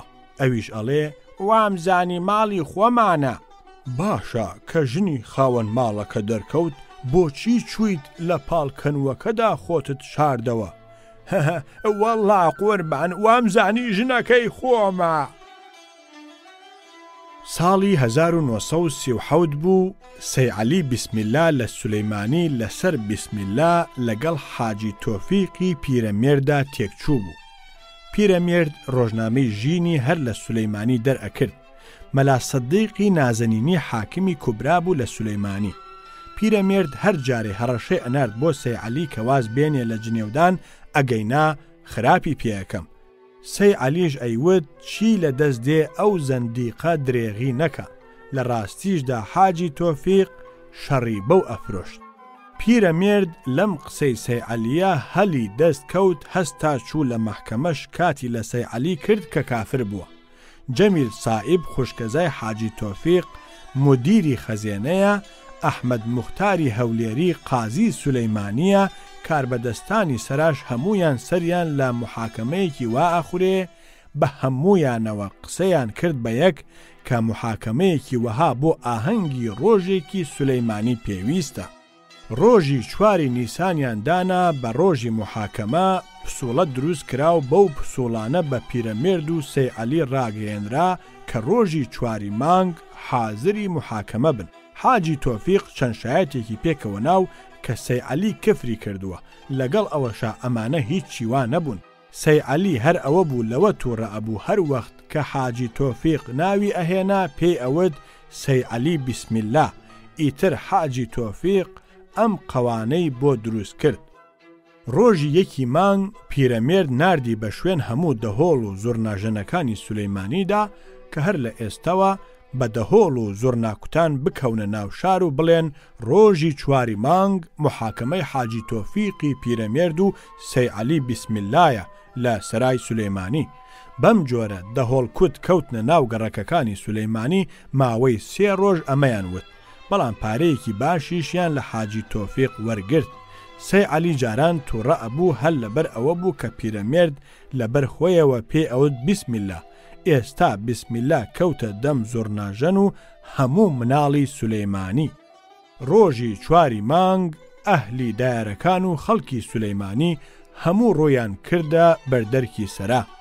دەرزیت هەڵبخستایە نەئەکەوتە سەر ئەرز. محکەمە دانیشت، مەلا سەدیق لە سەرەوە، قازی لەم لایەوە، سەیعەلی خرایە قەفەزی تاوانبارانەوە. پۆلیس لەم لاو لەولایەوە بە تفەنگەوە ڕاوەستاون. حاجی تۆفیقی پیرەمێرد بە خۆی و شایەتەکانەوە ڕاوەستاون. سەرۆکی محکەمە بە ناوی خاوەن شکۆوە محکەمەی ڕەسمی بڵاو کردەوە و ڕووی کردە سەیعەلی کە ئەو حاجی تۆفیقە داوا ئەکا تۆ کافر بوویت، تۆ ئەڵێی چی؟ سەیعەلی ڕنگ لە ڕوویە نەما وتی وانیە من مسلمانم، ئەشهەد ئەن لا إله إلا الله و ئەشهەد ئەن محەممەد رەسوول الله. ڕووی کردە حاجی تۆفیق و وتی تۆ چی ئەڵێی؟ وتی جەنابی سەرۆکی محکەمە، ئەم سەیعەلی بیسمیلایە بە منی وتووە زەندیق و ئەمانە شایەت من. زەندیقیش بۆ مسلمان ناوترێ. لە ئاینی ئیسلامە یەکێک مسلمانێک بە کافر دەرکا خۆی کافر ئەبێ. ئەمجا سەرۆک ڕووی کردە قازی وتی بیر و باوەڕی ئێوە چییە؟ قازی وتی بەڵێ لە زمانی ئەمەویەکانە کە ئەوترا زەندیق ینی کافر و ئێستاش ئەو تاوانبارە کە لەو قەفەسەدایە شایەتیمانی هێنا معنای وایە لە کفرەکەی خۆی پەشیمان بووەتەوە. ئەم جاییتر بیری مەحکەمە چۆنە بەم جۆرە حکم ئەدا. ڕووی کردە حاجی تۆفیق و وتی تۆ ئەڵەی چی؟ وتی جەنابی حاکم ئەم پیاوە بە منی وتووە زەندیق و لێی خۆش نابم، لەگەڵ ئەوەشا پرس و ڕای مەحکەمە چۆنە من لەو پرس و ڕایە دەرناچم. سەرۆک وتی ڕای مەحکەمە ئەوەیە کە ئاشت بەرەوە لەگەڵی و ڕێکەونەوە. حاجی تۆفیق وتی جەنابی سەرۆک من لەم ڕێگەیەدا تووشی زیانێکی زۆر بووم، ئەبێ زیانەکەم بۆ ببژێرێ. سەرۆک وتی مەحکەمە بە ناوی میهرەبانیەوە داوات لێ ئەکا کە ئاشت ببنەوە. حاجی تۆفیق وتی لەسەر ڕوولێنانی مەحکەمە من لەگەڵی ئاشت ئەبمەوە و لێی خۆش ئەبم، لەسەر ئەوە کە لە ئێستا بەدواوە هەر چەند وتم سەی عەلی بیسم الله ئەم سەی عەلی بیسم اللهە تووڕە نەبێ. سەرۆک ڕووی کردە سەی عەلی و وتی تۆ ئەڵەی چی؟ سەی عەلی ملێکی لار کردەوە و وتی باشە. هەرکە ئەو وتی باشە بوو بە چەپڵە و هەراو سەی عەلی لە قەفەس هاتە دەرەوە و حاجی تۆفیق چوو بەلایەوە دەستی خستە ناو دەستی و ئاشتی بووەوە لەگەڵیا. ئەمجا پاش ئەو ڕۆژە پیرەمێرد بەدەم وازی نەئەهێنە، هەموو جار لە ڕۆژنامەکەیە بەنووسین سەی عەلی بیسم اللای ئەنووسی و سەی عەلیش لە داخا وەختە بوو شەق بەرێ و هیچی پێ نەئەوترا. ئەم مەحاکەمە و مەحاکەمەکاریەش هەمووی بۆ گاڵتە بوو، ئەگەینا هیچ بناغەیەکی نەبوو. مەلا قادرێک هەبوو مەلای هەمزاغای بڵباز بوو، گێڕایەوە وتی ئەوا گەلێ جار لە نوێژ و قورئان خوێندنە ئایەتی تەتەجافا جنوبهم عن المەضاجع ئەهاتە پێشەوە و ئەم خوێند. هەمزاغا هەموو جار پێ ئەوتم مەلا نان و جێگام پێداوی و لەسەر منەوە ئەژیت کەچی تۆ ناوی جاف لە نوێژ و قورئانەکەدا دێنی. وتی منیش وتم ئاغا ئەمە من نایڵێم، قورئان قورئانی خوایە خۆ من دام نەناوە. ئاغا وتی مەلا من ئەمە نازانم، ئەبێ ناوی ئێمەش هەبێ لە قورئاندا ئەگەینا ئەنجامی باش نابێ. وتی بەم جۆرە ماوەیەک لە کێشە و بەرەدا بووین، ئەو هەر ئەیوت و منیش خۆ هیچ ئەوەندەم زانی شەوێک زەلامێک کردی بە ژوورا و خەنجەرێکی ڕووتی بەدەستەوەیە. وتی هەمزاغا ئەڵێ یا ئەم خەنجەرە یا ئەبێ ناوی ئێمەش لە نوێژ و قورئانە هەبێ. جاف چڕایە ئەوەیان ئەکەوێ ناویان هەبێ و ئێمەش وەکو کەندوان لەوێ بکەوین کەچی نان و بەرگی تۆیش لەسەر ئێمەیە. وتی ئیتر بە تەواوی من چوومە تاسەوە و تێگەیشتم کە کابرا بە ئاشکرا مرخی لێ خۆش کردووم. وتم برا زۆر چاکە و خوا قادرە بەسەر هەموو شتێکە، بەڵێ وەحی هەر بۆ پێغەمبەرە، بەڵام ئێمەش هەین. ڕۆژی دوایی نوێژی شێوان بوو، لە پاش سوورەی فاتیحا ئەوەم وت تەتەبێ بازدەنوک عەلا سەرنا لەناو هەم فی نوێژینە وەنفوسهم فی دڵینا فەسەرم بەڕیشی بابم یا لەیتەنا یا لەیتەنا نەبوومایە لە ناویانە لانم کە کەلبم هەر ئەوە ڕن بە دەورم. ئەڵڵاهو ئەکبەر. کە لە نوێژ بووینەوە هەمزاغا هەستا هات بەلامەوە دەستی کردە ملم و وتی مامۆستا بەو قورئانە ئێستا تەواوە، هەموو جار لە نوێژی هەر ئەم ئایەتەمان لۆ بخوێنە. بەڕێکەوت شەوی دوایی مەلا پیرۆتێکی خەڵکی ئەو بناری سەردەشتە هەبوو هاتە ئەوێ. لە پاش بینێ کە تۆزێ لامان چۆڵ بوو مەلا پیرۆت وتی مەلا قادر کەی ئەمە ئایەتە تۆ خوێنتەوە؟ وتم بەڵێ ئایەتە. تووڕە بوو وتی چۆن؟ وتم دوێنێ شەوێ ئەم ئایەتە لەگەڵ خەنجەرێکە هاتە خوارەوە، دەستی کرد بە پێکەنین و کارە ساتەکەم بۆ گێڕایەوە. حەمە بچکۆلی عەلیاغا لە پشدەر قسەی لە مەلا سلێمانی ماوەت ئەگێڕایەوە کە چۆن حەدیث ئەخوێنێتەوە. ئەیوت مامۆستا مەلا سلێمانی حەدیثان ئەخوێنێتەوە، ئەڵێ پێغەمبەری بۆ حەزرەتی حومبەری گێڕایەوە، ئەویش بۆ حەزرەتی عەلی گێڕایەوە، ئەویش بۆ حەزرەتی حەسەنی گێڕایەوە، لەوێوە وردە وردە هاتە خوارێ تا گەیشتە سەر حەزرەتی سەحلەبەی، لەوێوە هێنای لە مەجلیسی وەعزەکەیدا وەکو ڕمبێ چەقاندی ئۆباڵی گێڕانەوەی ئەم قسەیەش بە ئەستۆی کاک فواد عارف ئەو بۆی گێڕامەوە. کابرایەکی گردەڵە هەبوو لالە پاشایان پێوت لەسەر ڕووبارەکەی ئاڵیشە ڕاوەستا بوو ئەویست لێی بپەڕێتەوە، بەڵام نەی ئەوێرا لێی بدا. لەو کاتەدا دوو کوڕی زەبەلاحی کەماڵەیی هاتن، ئەوانیش ئەیانویست بپەڕنەوە. چاویان کەوت بە کابرا گردەڵەکە وەستا بوو، وتیان گۆرانە ئەوە تۆ مەلەوانی لێرە ڕاوێستیایی؟ وتی ئا. وتیان نامان پەڕێنیتەوە یەکێوە قەرانێ؟ وتی با. اینجا پێی وتن ئێوە بکەونە ئەم لاو ئەو لامەوە تا بتانگرم و بتان پەڕێنمەوە. خۆی کەوتە ناوە ڕاستیان. پشتێنەکەی هەردووکیانی تون گرت و دایان لە ئاوەکە گەیشتنە نێرگەی ئاوەکە. ئاو بەگوڕ بوو، پێی کابرای کورتەڵەی لە زەوی بڕی، بەڵام لەبەر ئەوە ئەوان زەلام و بەهێزتر بوون، ئاو زۆری بەسەریانە نەشکا. ئەوەندە هەبوو کابرای کورتەڵە خۆی بەوانەوە گرت بووەوە کە ئەوان ئەیان بینی ئەم قاچی تاقمانە جووت ئەکا لە ناو ئاوەکەدا، ئەیانوت ئەهاها گردە کەوتەمەلە، دەگدایک بۆت نەناڵێنیە گردە. کابرایەکی باشکی حەمەوەیسی ناوبوو، گەماڵێکی ئەبێ زۆری خۆش ئەوێ، پێی ئەوت سەبۆر. بەرخێکی لە ڕانەکە بۆ جیا ئەکاتەوە و بۆی دەستنێژ ئەکا. بەرخ زاوزێ ئەکا و ئەبن بە 15-20 سەر کتوپڕ گەماڵەکە ئەتۆپێ. مامەوەیس زۆر بۆی دڵگران ئەبێ لەگەڵ ژنەکەیە کە پەخەی ناو ئەبێ، پرسەی بۆ دائەنێن و شین و شەپۆڕێکی زۆری بۆ ئەکەن. پاش بڕانەوەی پرسە لەگەڵ پەخەی ژنیا ئەچن بۆ لای مەلا کە میراتەکەیان لێ بەشکە. کارە سات لە مەلا تێ ئەگەێنن، مەلاش بەلایەوە نێچیرێکی باشی دەستکەوتووە ئەڵێ مامە حەمەوەیس 6 سەری بۆ تۆ.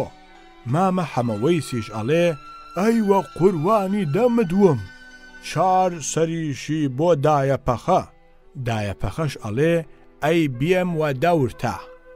اینجا چاوەڕێ ئەوەن کە ئەوی تریشیان لێ بەشکە، لە پاشا مەلا ئەڵێ ئەوەشی کە ماوەتەوە بۆ من. مامە حەمەوەیس تووڕە ئەبێ و ئەڵێ ئاخر مەلا بێفەڕە، تۆ باوکی سەبۆر بوویت، تۆ برای سەبۆر بوویت، تۆ چی سەبۆر بوویت؟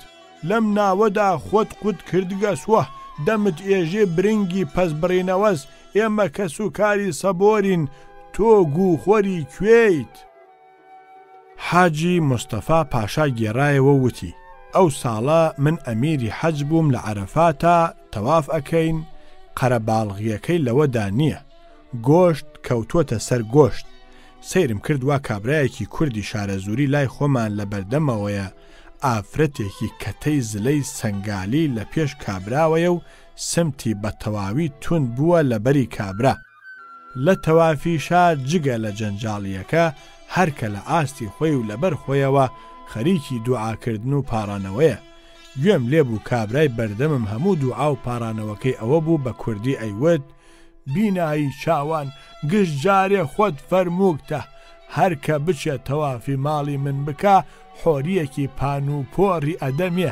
ئێستا ئەم حۆریە قۆڕە کە تۆ لێرە داکتەوە من چی لێ بکەم؟ ئەوە من جێگەم نییە، تۆزیە قنگم بجوڵێنمەوە، ئێستا چۆن ئیشی وام پێ ئەکرێ؟ آخر ناوێت تۆ خۆت نەختێکی لێ بزانی کە چ وەختێ وەختی حۆریە؟ کابرایەک هەبوو خەڵکی ئەو شارە زووری دەشتی موانە بوو، لەگەڵ مەلا و فەقێدا زۆر دانیشت بوو.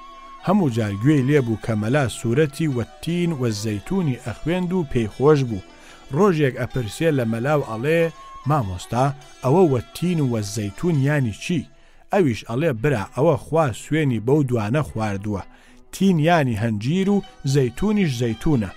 ئەم کابرایە ئەمە ئەگرێتە دڵ و جارێک ڕێ ئەکەوێتە ڕێژا و هەنجیری بۆ دێنن ئەیخوا و سەیرەکە زۆر خۆشە ئەڵێ بێم وە ساقت بینایی چاوان خاست لێزانی گەوا سوێندت پێ خواردگە. ماوەیەکی تری پێ ئەچێت لەو خوارە تووشی دارێک ئەبێ بەرێکی سەوزی خڕی پێوەیە، ئەپرسێ ئەمە چییە؟ پێ ئەڵێن زەیتونە. زۆر بە ئارەزوەوە پەلاماری ئەدا چەندەن کێک لە دارەکە ئەکاتەوە ئەیخاتە دەمی، ئەو زەیتونەش دیارە هێشتا کاڵ و کرچ و نەگەیشتووە سەیرەکە تاڵ و تفت و تیژە لەوانەیە دەمی هەلا ببێ ئەی تفێنێتەوە و ئەڵێ بینایی چاوان ئەحەی کوڕن و جارێک ڕێئەکەوێتە کەرکووک ئەچێتە مزگەوتەکەی ناوبازار بۆ نوێشکردن ئەوێ دەستنوێژ بشوە ئاو نییە مجەورەکە گۆزەڵەیە ئاوی بۆ دێنێ دەستنوێژەکەی ئەشوا بۆ نوێژەکە نامێنێتەوە ئەوێ بڕوا مجەورەکە سەری ڕێی پێ ئەگرێ ئەڵێ کاکە بێنە پارەی ئاوەکە ئەویش ئەڵێ پارەی چی من دەستنوێژم شوەردووە خۆ بەفراوم نەخواردووەتەوە ئەڵێ من ئەمانە نازانم ئاو لێرە بە پارەیە بێنە پارەی ئاوەکە ئەمیش هیچی پێ نامێنێ پشتی تێئەکا و تڕێکی بۆ ئەکەنێ و ئەڵێ برا ئەوە خۆت و ئەوە دەستنوێژەکەت ئیتر بۆچی وازم لێ ناهێنی کابرایەکی مەنگوڕی زستان ئەبێ ئەچێتە سەر ئاو دەست بە ئاوە گەیەنێ لە پاشا دەست ئەکا بە دەستاوەکەدا و ئاو ئەدا بەخۆیەوە لەو وەختەدا کە ئاوەکە فڕێ ئەدا بۆ خۆی لە ترسی ساردی ئاوەکە خۆی بەرز ئەکاتەوە و ئاوەکەی لێ ناکەوێ ئەڵێ ئای لەدایەلێت بەرم نەیگرت چەند جارێک هەر ئاو ئەدا بەخۆیەوە خۆی بەرز ئەکاتەوە و نایگرێ ئاخر جار ئەڵێ هەر ئەوەیە ئەم جارەشت بۆ فڕێ ئەدەم گرتی نەیگرت بە گونی بارگیرمەوە فەقەیەکی خەڵکی سیساوای خۆشناو هەبوو هەر ئەی خوێند و هیچ فێر نەئەبوو پیان وت کەوایە بۆچی واز ناهێنی ئەویش وتی هەر دەخینم تا دەگەمە شەرح حەقایدان چم زانی چم نەزانی دەگەڕێمەوە سەر حەواملان دیسان هەر دەخینم تا دەگەمە شەرق حەقایدان چم زانی چم نەزانی دەگەڕێمەوە سەر حەواملان ئەم جارش هەر دەخینم تا دەگەمە شەرح حەقایدان چم زانی چم نەزانی بە ساقی کێرمەوە حاجی ئیلخانی دێبوکری ئەوێ ئەسپێک بکڕێ بە عەلیاغای کوڕی ئەڵێ عەلی ڕۆ لە ئەسپێکی باشم بۆ پەیدا بکە بیکڕم عەلیاغاش خۆی ئەسپێکی باشی ئەبێ ئەڵێ چاک وایە بیفرۆشم بە باوکم ئەسپەکە دێنن و ئەیگەڕن بە بەردەمی حاجی ئیلخانیدا حاجی ئەڵێ غارێکی کەشی پێ بکەن کە کابرا ئاوزەنگی لێ ئەدا ئەسپەکە تڕێک ئەکەنێ حاجی ئیلخانی ئەڵێ لای بن بەڕیشی باوکی خاوەنیەوە کابرایەکی کورد کوڕێکی هەبوو ناردبوویە فەقێتی کابرا ڕۆژێک ئەچێ ئەبێ بە میوانی فەقیەکان کوڕەکەی سوختە بوو ئەبوایە خزمەتی فەقیەکانی تری بکردایە کابرا کە گەڕایەوە ماڵی خۆیان لیان پرسی کوڕەکەت لە چیایە وتی هەر دەنگی لێوە مەکەن ماشەڵڵاه نان و چای ئەو گشت مەلا زلزلانە وەدەست ئەوە تا ئەو نەیژێ نان بخۆن و نانیان بۆ دانەنێ کەسیان ڕایە ئەوەیان ناکەوێ نان بخۆن ماشەڵڵاه فرەزل بووگە شێخ مەحمووی شێخ سەعید مەلیک بوو لە سولەیمانی شێخ عەلیک هەبوو پیان ئەوت شێخە لیەپەڕۆ لە مزگەوتی مەلا ئەمینی مامڕۆستەم بوو ئەویش بە ناوی شێخایەتیەوە جارجار ئەکەوتە قسە شەوێک شێخ مەحموود چەند کەسێکی لەگەڵا ئەبێ ئەچێتە مزگەوتەکە زەلامەکان لەگەڵی ئەهلی جەماعەتەکە لەسەر سەکۆی مزگەوتەکە ئەبن شێخ خۆی ئەچێتە ژوورەکەی شێخەلی کاملات ئێشێ شەڵپ و کود دای ئەگرێ ئەوەندەی لێ ئەدا نیوە مەرگی ئەکاو سەریشی ئەشکێنێ لە پاشا کە ئەو ئەڕوا شێخەلی دێتە دەرەوە خوێنەکە ئەشواتەوە ئەهلی جەماعەتەکە پێ ئەڵێن یا شێخ ئەوە مەلیک لە ژوورەوە بوو ئەو شەڵپ و کوتە چی بوو ئەویش ئەڵێ شێخ بێ قەزا بێ لێم ناگەڕێ خەریکی گاڵتە و چنگە پرچێ بووین ئەوە تا ئاخری سەریشم شکا پێم وت ئیتر جارێکی تر من بێت و گاڵتە لەگەڵ تۆ ناکەم ئیتر مەیەرەوە پیاوێکی کورد لەو سەرە مناڵە کوردێکی ڕاگرت لۆ ئەوە لە ماڵا ئیش و فرمانیان بۆ بکە شەوێک پیاوەکە چوو بۆ ماڵی ئاشنایەکی بە کوڕەکەی وت فانۆزەکەم بۆ هەڵگرە ئەویش فانۆزەکەی هەڵگرت بەڵام لە دوای ئاغاکەیەوە ئەڕۆیشت ئاغا پێی وت پێشکەوە کوڕەکە وتی قوربان ڕایم ناکەوێ پێشکەوم ئاغا وتی ئەگەر پێش نەکەوی ڕووناک نابێ خزمەتکارەکە وتی ئاخر بۆ من بێعەدەبیە پێش ئاغای خۆم کەوم ئەویش وتی ڕۆڵە مادام چرات بەدەستەوەیە ئەبێ پێشکەوی خزمەتکاری خەڵکیش کە چرا ئەگرن بەدەستەوە لە پێش ئاغاکانیانەوە ئەڕۆن ئەمجا خزمەتکار ئیتر پێشکەوت بەیانی ئاغا وتی ڕۆڵە ئەو سەبەتەیە هەڵگرە بچین بۆ بازار هەندێک گۆشت و شت بکڕین کوڕەکە سەبەتەکەی هەڵگرت و کەوتە پێش ئاغایەوە ئاغا نەوی لە قۆڵی وتی هەتی و پێش مەکەوە ئەبێ لە دواوە بڕۆی هەتیوە وتی ئەی شەوێ بۆچی وتت لە پێشەوە بڕۆ وتی ئاخر شەوێ وابوو ئێستا وایە کوڕا سەبەتەکەی دانا وتی ئاغا بە دوعا پاشکەوە و پێشکەوە بە من ناکرێ پاشان لێیدا ڕۆیشت ژنێک لە چنگیان هەبوو ناوی پورەفاتە بوو ئافرەتێکی زۆر لە خواترس و چاک بوو خزمەتی فەقێیەکانی زۆر بەدڵ ئەکرد و جلی بۆ ئەشتن و چێشتی بۆ ئەبردن بەو بۆنەوە پێیان ئەوت دایکی فەقێیان لەگەڵ ئەمەدا قسە قوتیش بوو جار جار ئەچوو سەری ئەخستە سەر فەقێیەکان و گاڵتەی لەگەڵ ئەکردن و ئەیوت فەقێ ژن ناهێنێ هەر کۆی ئەکاتەوە کۆی ئەکاتەوە لە ئاخرا ژنێک دێنێ بە شەوێک هەمووی ئەڕژێنێتە ناویەوە ئەبێ بە کوڕێکی سەرزلی چوارپەل ئەستور ناوی ئەنێ مەلا عەبدوڵڵا کابرایەکی کورد 100 قەران ئەخاتە باخەڵی و ئەچێتە بازار بۆ کەرکڕین لە ڕێگەدا تووشی مەلاکەیان ئەبێ لێ ئەپرسێ بۆ کوێ ئەچی ئەڵێ ئەچم کەر ئەکڕم مەلا ئەڵێ بڵێ ئینشاءالله ئەویش ئەڵێ مامۆستا ئینشاءاللای بۆ چییە پارەیە لە باخەڵ مایە و کەریشە لە بازاڕایە ئیتر ئەم ئینشاءاللایە بۆ چییە کابرا ئەڕوا هێشتا ناگاتە بازار گیرفان بڕ پارەکەی لێ ئەدزێ ناچار بە شوێنەکەی خۆیان لوس و باریک ئەگەڕێتەوە لە ڕێگەدا تووشی مامۆستا ئەبێتەوە مەلا لێ ئەپرسێ ها برا کەرت کڕی ئەڵێ نە ئیشەڵڵا ئەڵێ بۆچی ئەڵێ پارەم پێ نەبوو ئینشاءالله ئەڵێ ئەی پارەکەت چی لێ هات ئەڵێ دزیان ئینشاءالله ئەڵێ آخر پێم نەوتی بڵێ ئینشاءالله ئەڵێ گوو بە ڕیشی بابت ئینشاءالله گوو بە گۆڕی بابم ئینشاءالله بۆ ئیشێ کردم ئینشاءالله مەلاکەی عازەبان لە مزگەوتا وەعزی ئەدا ئەیوت ئافرەت کە مناڵی ئەبێ خواوەن تەعالا مەلایکەیەک ئەنێرێ شەرمی ئافرەتەکە زل ئەکاتەوە تا مناڵەکەی ئەبێ ئەمجا مەلایکەیەکی تر ئەنێرێ شەرمەکەی ئەهێنێتەوە یەک و وەکو خۆی لێ ئەکاتەوە کوێخە ئەو ڕەحمانی عازەبانی لەوێ ئەبێ هەر ڕاست ئەبێتەوە و ئەڵێ مامۆستا بەو قورئانەی تۆ ناوتەتە سەرڕانی ڕاستت مەلایکەی دووهەم سەری نەکردووە بە ماڵی منە مەلاکەی کونەماسی وەعزی ئەدا ئەیوت هەر کەسە نانێ بدا لە ڕێگەی خوادا خوا حۆریەکی ئەداتێ سەری لە ڕۆژ ئاوایە و پێی لە ڕۆژ هەڵات عەزا کونەماسی هەبوو لە کۆڕەکەدا دانیشتبوو هەڵیدایە وتی مامۆستا ئێستا ئێمە واین لە ناوەڕاستی زەویدا ئەگەر نانێ بدەم لە ڕێگەی خوادا و خوا حۆریەکی وان بداتیە من ئەکەومە ئاستی ناوکی خۆ ئەگەر بمەوێ ماچێکی بکەم ئەبێ هەر شتێکم هەیە و نییە بیدەم بە حەقی کاروانە و 6 مانگە ڕێبەڕێکەوم بۆ ئەوە بگەمە ئاستی دەمی و ماچێکی بکەم جگە لەوە ئاگام لە خوارەوەی ناوکیشی ئەبرێ کە چی بەسەر دێ والله مامۆستا نە ئەم نانە ئەدەم و نە ئەم ماچەم ئەوێ و نە ئەم هاتوو کوێ ڕێگایەش ئەکەم بە تووشی خۆمەوە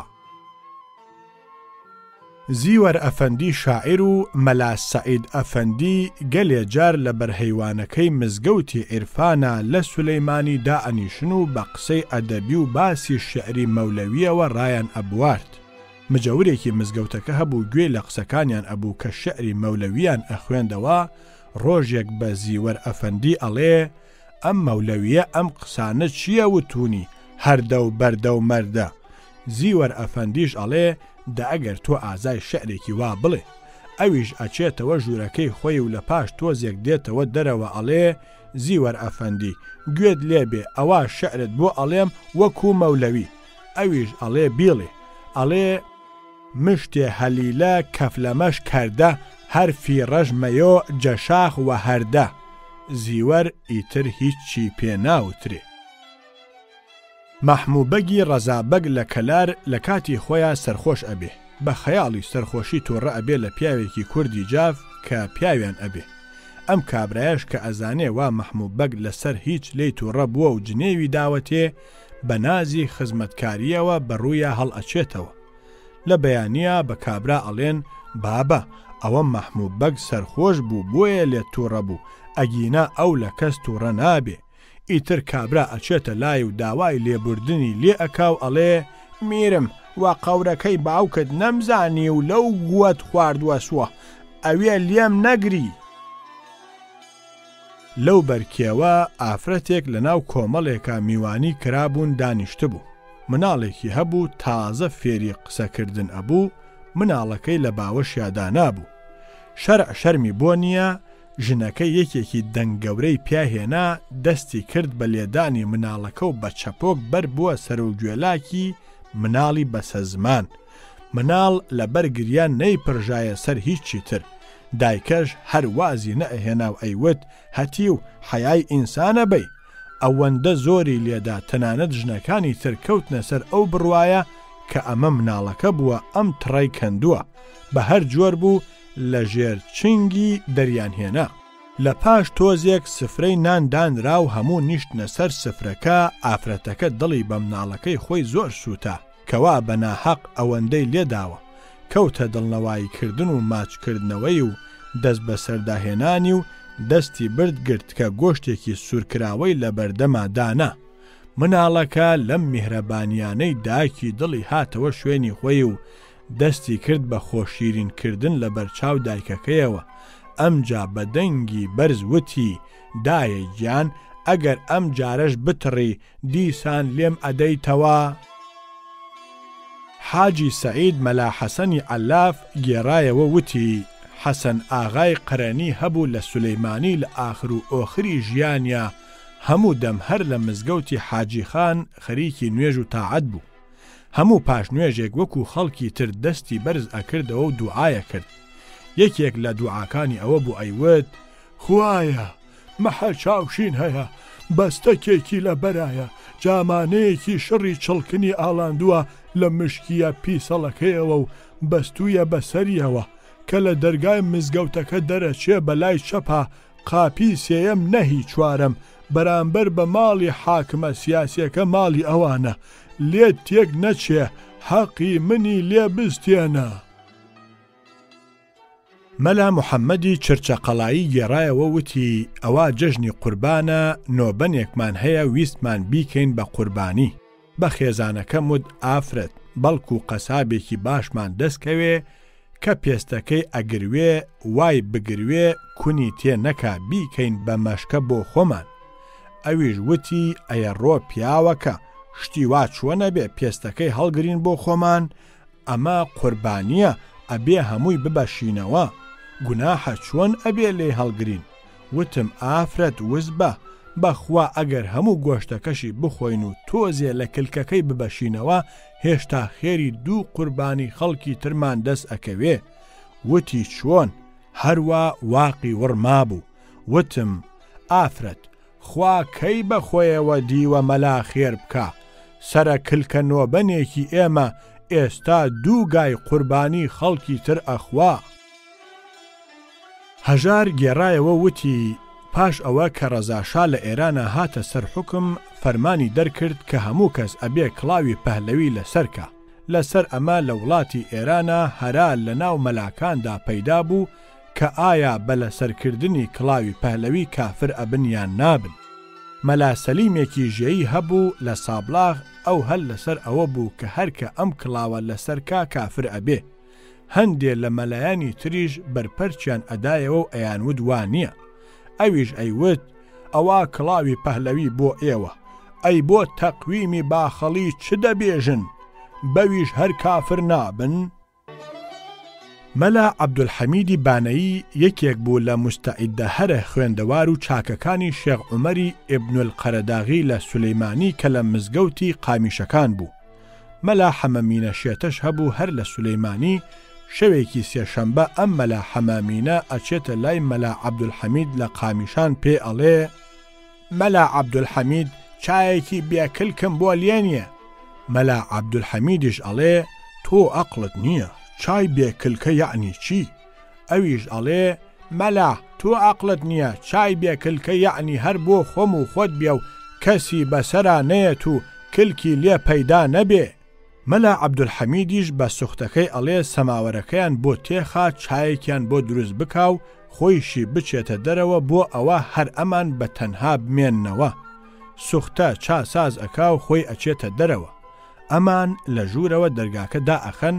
مەلا عەبدولحەمید دەست ئەبا بۆ ئیسیکان کە چاتێکا تەق تەق لەو دیوەوە ئەدەن لە دەرگا. مەلا عەبدولحەمید هەڵ ئەستێ دەرگا ئەکاتەوە کە سەیرەکەن 3-4 فەقێی مزگەوتی تر بە سەلام و عەلەیکوم ئەکەن بە ژوورە. مەلا حەمەئەمین تووڕە ئەبێ ناوچەوانی ئەدا بەیەکە ئەیەوێ قسە بکە تەق تەق 3-4 فەقەی تریش دێن و ئەوانیش سەلامدا ئەکوتن. مەلا حەمەئەمین ئیتر ئاگری تێبەر ئەبێ و ئەوەندەی تر شێت ئەبێ. ئەڵێ دایکتان وا لێکەن ئەمە کەڵە هێڕەوا کۆبوونەتەوە. هەر هەڵ ئەسێ ئەکا بە کەوشەکانیا و بۆی دەرئەپەڕێ. مەلا عەبدولحەمید هەڵ ئەستێ ئەیگرێ پێی ئەڵێ مەلا دانیشە چایەکەت بخۆرەوە بۆ کوێچی چا بۆ تۆ لێنراوە. ئەڵێ قۆز زەڵ قورد ئەخۆمەوە، من وتم چای بێکلکە ئێستا 1000 کلکی لێ پەیدا بوو. هەرچەندە مەلا عەبدولحەمید لێ ئەپارێتەوە کە تۆ دەخڵت چییە چەندە ئەخۆیتەوە بخۆرەوە. مەلا حەمەئەمین ڕازی نابێ و هەر ئەڵێ من وتومە چای بێکلکە ئێستا ئەم ناجستانە 1000 کلکیان لێ پەیدا کرد. بەبێ ئەوە پیاڵە چایەک بخواتەوە لێیدا ڕۆیشت. جوولەکەیەک هەبوو لە بۆکان خواجە موشەی ناو بوو. ئەم خواجە موشەیە کچێکی هەبوو بلامانێ هەموو کەس پێی فێر بوو بوو. تەنانەت خواجە موشێ خۆیشی ئەیزانی. لە ناکاو ڕۆژێک خەبەریاندا بە خواجە موشە کە کچەکەت موسڵمان بووە.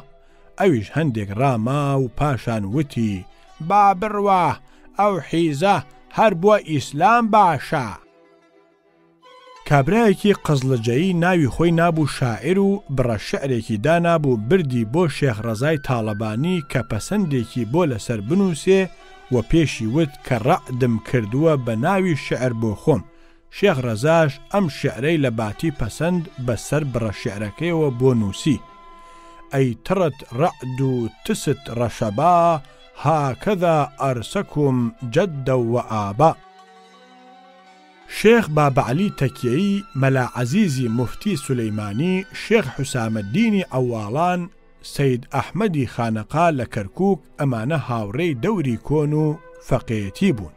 جارێک شێخ حسامەددین لە ئەواڵانەوە دێت بۆ سولەیمانی بۆ دیدەنی شێخ بابەعەلی و موفتی.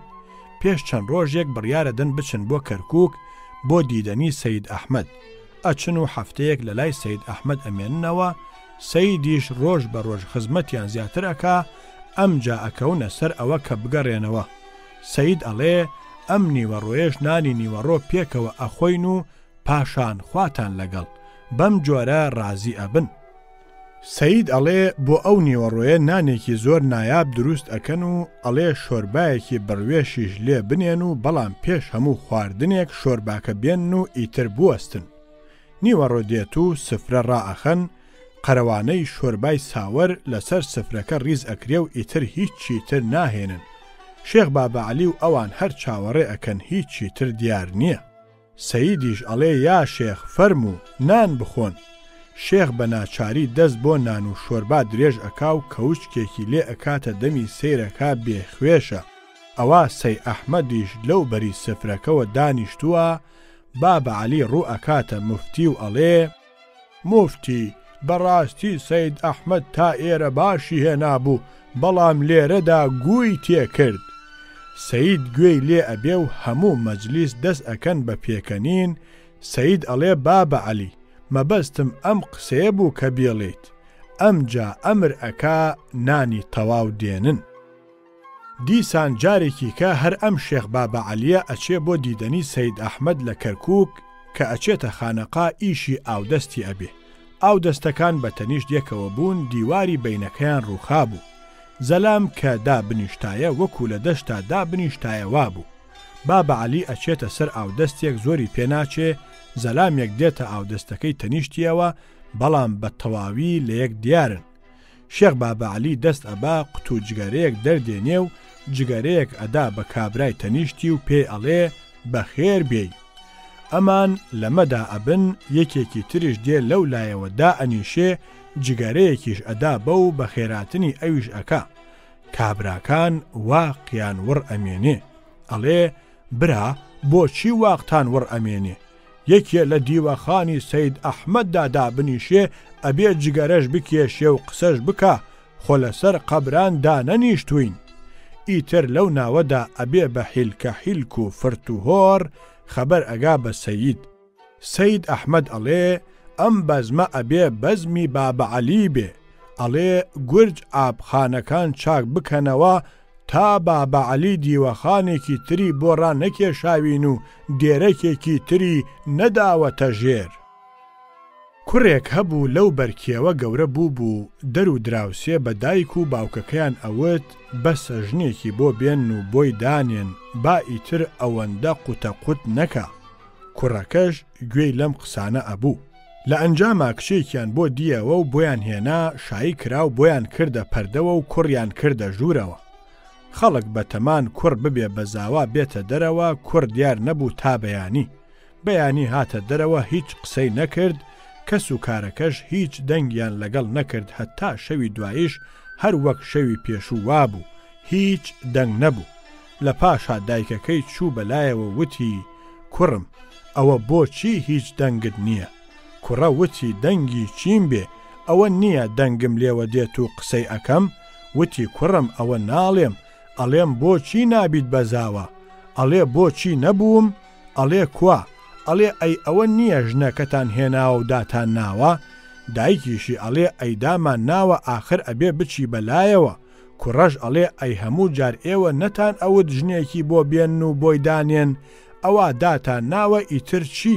هەموو دەم سەیری ئەەکەم دانیشتووە. دایکەکە سەیری کرد، ئەمانە هیچی کەڵک ناگرێ. کە شەو داهات پەلی کوڕەکەی گرت بردیە لای بووکەکەوە، دەعباکەی کوڕەکەی گرت و خستیە سەر دوابڕاوی کچەکە. وتی ئەوە بکە بەوەدا و خۆی هاتە دەرەوە. کوڕە لە پاشا ئەوەی کرد بەوەدا سەیری کرد، خوێن پەیدا بوو، هەر هەستا دەرپێیەکەی دا بە شانیا، گاڕامێک دانرابوو، پەلاماری گاڕامی دا و بە هەڵەداوان هات بۆ لای دایکی و دەستی کرد بە جنێودان و گاڕامی بۆ بەرز ئەکردەوە و ئەیوت دەوید باوک هەر ئێستا ئەتکوژم، کچی خەڵکی بۆ خۆی دانیشت بوو، تۆ هاتی وتت ئەوە بکە بەوەدا، منیش وام کرد، ئێستا کچ خەڵتانی خوێن بووگە، تۆ بوویت وە سەواوی ئەو قەتڵە، هەر ئێستا تێنەم کوژن تا نەیان کوشتگم با تۆ بکوژم و ئەو خوێنە ناحەقەت کرد وە ڕیشمەوە. دایکی زانی کوڕەکەی بوو بە زاوە هەڕای کرد بۆ لای بووکێ و خەڵکیش کوڕەکەیان گرت. لە پاشا تیان گەیان کە ئەوە هیچ نییە و شێوەی کوڕ بە زاوابوون و ژنهێنان ئاوایە. شێخ محەممەدی شێخ جەلال گێڕایەوە وتی مەلا قادری دۆڵە چەوتی لە مزگەوتی ئێمە وتی ئەوە ڕۆژێک تام لێ هاتووە زۆر شپرزەم. چوومە سەر ئاودەستەکە دەستم داوەتە ژێر چەناگەم سەیرم کرد، کابرایەکی شارەزووری هاتە دەستەکەی ئەو دیومەوە. دنیا پاش عەسر بوو، ئەمەلەیی کردبوو، پارەکەی وەرگرتە بوو. ئەویش بەڕەحەت لێی دانیشت بوو، حسابی ئەکرد و ئەیوت 14 پەنجایی ئەکاتە 10 ڕوپیە. شیرێکی پیا ئەهێنا و ئینجا ئەیوت نەوەڵڵا 15 پەنجایی ئەکاتە 10 ڕوپیە. شیرێکی تری پیا ئەهێنا 4 ڕوپیە بۆ کراسی بلووری، شیرێکی تریشی لەوێدا پیاهێنا. وتی منیش لەم دیوەوە وتم برا ئەوی تری هەڵگرە بۆ سەراوی سوبحاناغا. وتی کابرا وتی کاورای شاری ئێژی جنوەکەی لێرەشا هەر واز نایەرن، هەر هەستا بەبێ ئەوە تارت بگرێ لێیدا ڕۆیشت. لە سەردەمی خۆیان لە سولەیمانی جۆرە ڕابواردنێک هەبووە، یەکێک لەوانە بووە کە دەستە دەستە و بەرەبەرە سەیرانیان ڕێک خستووە و چوون بۆ سەیران. یەکێک لەوانە سەیرانی شەوکێڵ بووە کە ئەچوون هەموو تفاقێکیان ئەبرد و شەو لەوێ ئەمانەوە.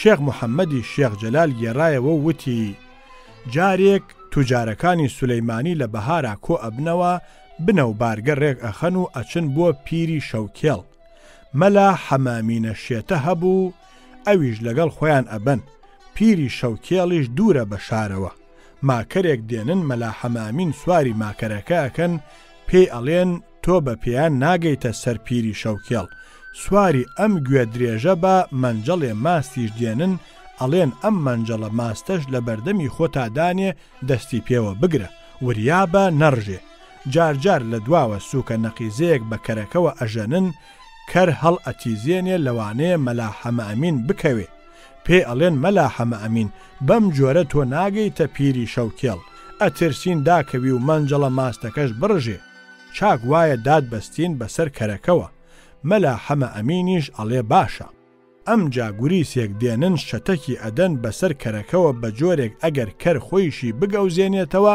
مەلا حەمامین هەردا ناکەوێ ماوەیەکی باش ئەڕۆن و نزیکە و هەوراز ئەبنەوە مەلا حەمامینیش بە سواری کەرەکەیەوە لە پێشەوە ئەم جا دێنن نێرەکەرێکی ڕووتی تۆڕی بەهاری ئەخەنە دوای ماکەرەکەی لەمەڕ مەلا حەمامین نێرەکەر کە چاوی بە کەفەڵ و بنکلکی ماکەرەکەوێ بۆنێکی پێوە ئەکا حەیتەکەی ڕق ئەبێ و بەبێ پەردە ئەپەڕێتە سەر ماکەر و لموزی توند ئەکا لە ناوشانی مەلا حەمامین مەلا حەمامینیش بەسراوەتەوە ناتوانێت جوڵە بکە دەست ئەکا بە جنێودان و ئەڵێ ئەم نێرەکەرە سەگ بابە دوورخەنەوە لەبەر زەڕەزەڕی نێرەکەر کەس گوێ بە قسەی مەلا حەمامین نادا نێرەکەریش لەبەر ئەوق و زەوق ڕێگای لێ تێک ئەچێ وەکو تێڵا هەموو جار ئەیدا لە بنڕان و پشتی مەلا حەمامین مەلا حەمامینیش ناوێرێ دەست لە مەنجەڵە ماستەکە بەردا لای وایە ئەگەر دەستی لێ بەردا و ماست بڕژێ خوا غەزەبی لێ ئەگرێ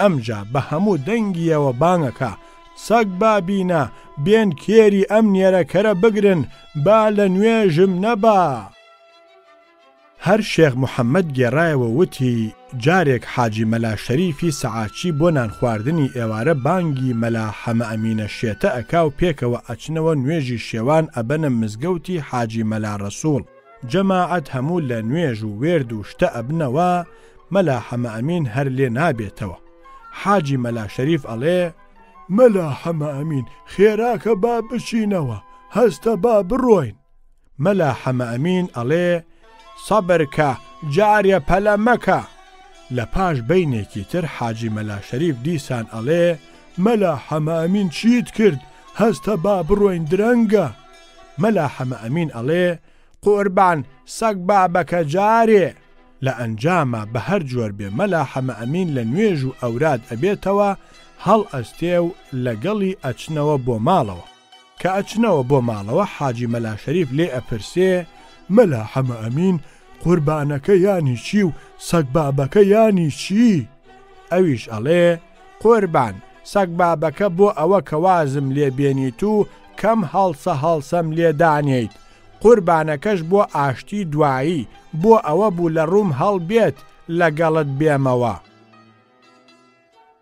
شێخ عومەری بیارە هێسترێکی لە خانەقادا ئەبێ و ئەتۆپێ لە پاش چەند ساڵێک پیاوێک خەڵکی هەورامانی تەخت دێت بۆ بیارە بۆ زیارەتی شێخ لێ ئەپرسێ ڕۆڵە تاتت کەی ئەمر خوش کردن ئەویش ئەڵێ ساقەت بووە ئاساڵە هەسەرەکە و شێخی بەڕەحمەت و خوایشی تاتەم تۆپا لەوێدا کابرا لە ڕووی هەڵنایە بڵێ ئەو ساڵە ئێسترەکەی شێخ تۆپی ئەو ساڵە باوکم مرد ناچار بەو جۆرە و بە پێچەوانەوە ئەیڵێ ناسرەدین شا خەیاتباشیەکی ئەبێ لە تاران ئەبێ بە ساقەی تۆ خەیاتەکانی سنە لە مزگەوتی پیرعومەر پرسەی بۆ دائەنێن کابرایەکی کورتان دوریش پەستەکێک لەبەر ئەکا و سوژنێک ئەکا بە پەستەکەکەیا و کشتەکێک ئەخاتە ئەملاو ئەولای ملی و ئەچێ لە ژووری پرسەکەدا دائەنیشێ یەکێ لە خەیاتەکان ئەمەی پێ ناخۆش ئەبێ پێ ئەڵێ هەستە بچۆرە دەرەوە ئەویش ئەڵێ بنیشم بە سەکینە خانمی ژنتەوە بۆچی ئێمە ئەهلی تەقەڵ نین ئەم دوو قسەیە لە مەلا حەمامینی کوڕی مەلا عەبدوڵای مەریوانم وەرگرتووە ئەو ڕەحمانی خامە لە سولەیمانی یەکێک ئەبینێ هەر پەلاماری ئەدا دەست ئەکاتە ملی و ماچی ئەکاتەوە و ئەڵێ ئای با قوربانت بم 3 ڕۆژە لەسەر ئەم چەقی ڕێگایە ڕاوەستاوم یەکێکی خەڵکی سولەیمانیم بەرچاو ناکەوێ وا ئێستا تۆ لە جێگای هەموو کەسەکانمی. وەکو وترا شاری سولەیمانی ڕابواردنی سەیری تێدا بووە. خانەقای مەحمووی بە حەوز و باخەکەیەوە بە شۆخ و شەنگی لە مەلا ئەسعەد بەولاوە بەو تەبیعەتی ڕابواردن و دڵتەڕیە کە لەو خانەقایەدا بووە سەردەمی ڕۆژێک لە ڕۆژانی ڕابردوو دێنێتەوە بیر. هەر شێخ محەممەدی شێخ جەلال گێڕایەوە وتی لە زمانی مەلا خالیدا لە خانەقا لە لێواری حەوزەکەوە بەڕەوشتە ڕائەخرێ و دائەنیشن لەو بەری حەوزەکەشەوە سەماوەر تێخراوە و چاساس کراوە. ئیستیکانە چا ئەخەنە سەر سینی پاڵی پێوە ئەنێ بەسەر ئاوەکەدا دێت بۆ ئەمبەر بۆ لای مەلاکان کوت و پڕ لەو کاتەدا کە سینیەکە بەسەر ئاوەکەوەیە مارێک لە ناو حەوزەکە سەر دێنێتە دەرەوە. شێخ بابەعەلی ئەڵێ ئای بریا لەم وەختەدا مشکێک هەبوایە بمان خستایەتە ناو ئەم حەوزە بمان زانیایە لەگەڵ ئەم مارەدا چی ئەکەن. مەلا زوبەیری باوکی مەلا ساڵحیش لەوێ ئەبێ کە ئەم مەلا زوبەیرە باپیری ئەم مەلا قادری بانگبێژی ئێستای خانەقای حاجی مەلا عەلی بووە و منی لێبوو بووم بە خدری زیندە. دەست ئەبا قوتووە جگەرەکەی دەردێنێ و ئەڵێ دەسا قوربان من هەموو وەختێ مشکێکی احتیاجیم پێیە. قوتوو ئەکاتەوە مشک فرتە ئەکاو ئەکەوێتە سەر ئاوەکە ئەمجا مار و مشک لەو ناو ئاوەدا ئەیکەن بە شڵپ و هۆڕ و سینی و ئیستیکان و چا بەو ناوەدا بڵاوەی لێ ئەکەن و ئەبێ بە سەیر.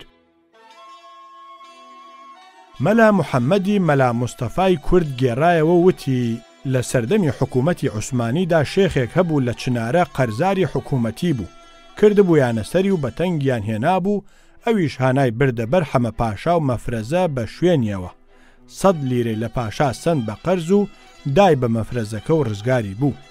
ئەم قەرزەی دوا خست و هەرنەی هێنایەوە. پاشا چەند جار کردیە سەری و شێخە هەرگوێی نەدایە و نەیهێنایەوە. لە ئەنجامە پاشا ناردی گرتیان و هێنایان لە ژوورێکی تەنی ژوورەکەی خۆیان حەبسی کرد. پاشا شەوێک لەگەڵ خێزانەکەیە دەستیان کرد بە گەمە و گاڵتەکردن نای بە ناوکیەوە. وتی ئێژی کونێکی تازەی تێکەم. شێخە لەو دیەوە گوێی لێبوو بانگی کرد قوربان تازەکەی بۆ خۆت و کۆنەکەی بۆ من. پاشا وتی قڕوە سەر عەقڵت تۆ بۆ خۆت لەوێ هەر لە ورگی خۆت بدە. ئیتر نازانم لە ئاخرا 100 لیرەکەی لێ سندەوە یا نەی سندەوە.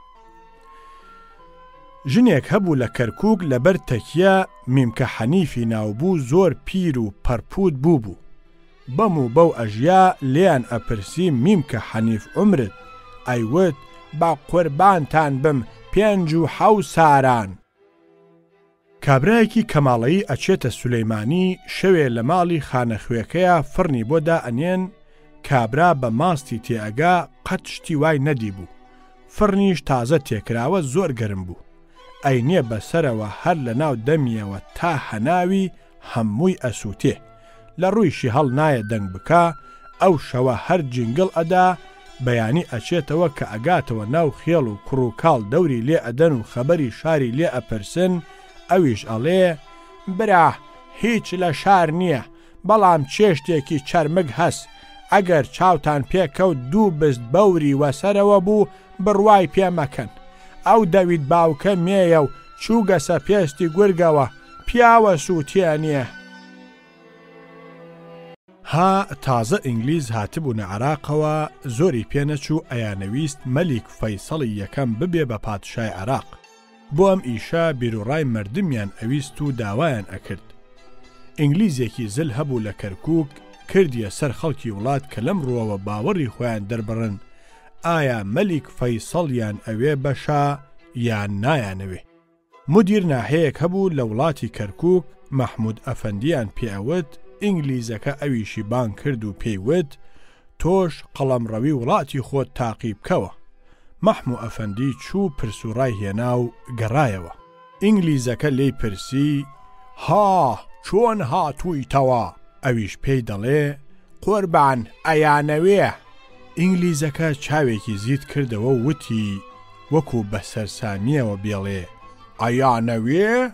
مەحموو ئەفەندی کە سەیری چاوی کرد خێرا وتی قوربان نایانەوێ. ئینگلیزەکە دیسان چاوی زیت کردەوە و بەو تووڕەیەوە وتی ها نایانەوێ؟ مەحموو ئەفەندی وتی قوربان ئەیانەوێ. چەند جارێک ئەم ئەیانەوێ و نایانەوێ هاتوچۆی کرد لە بەینیانە.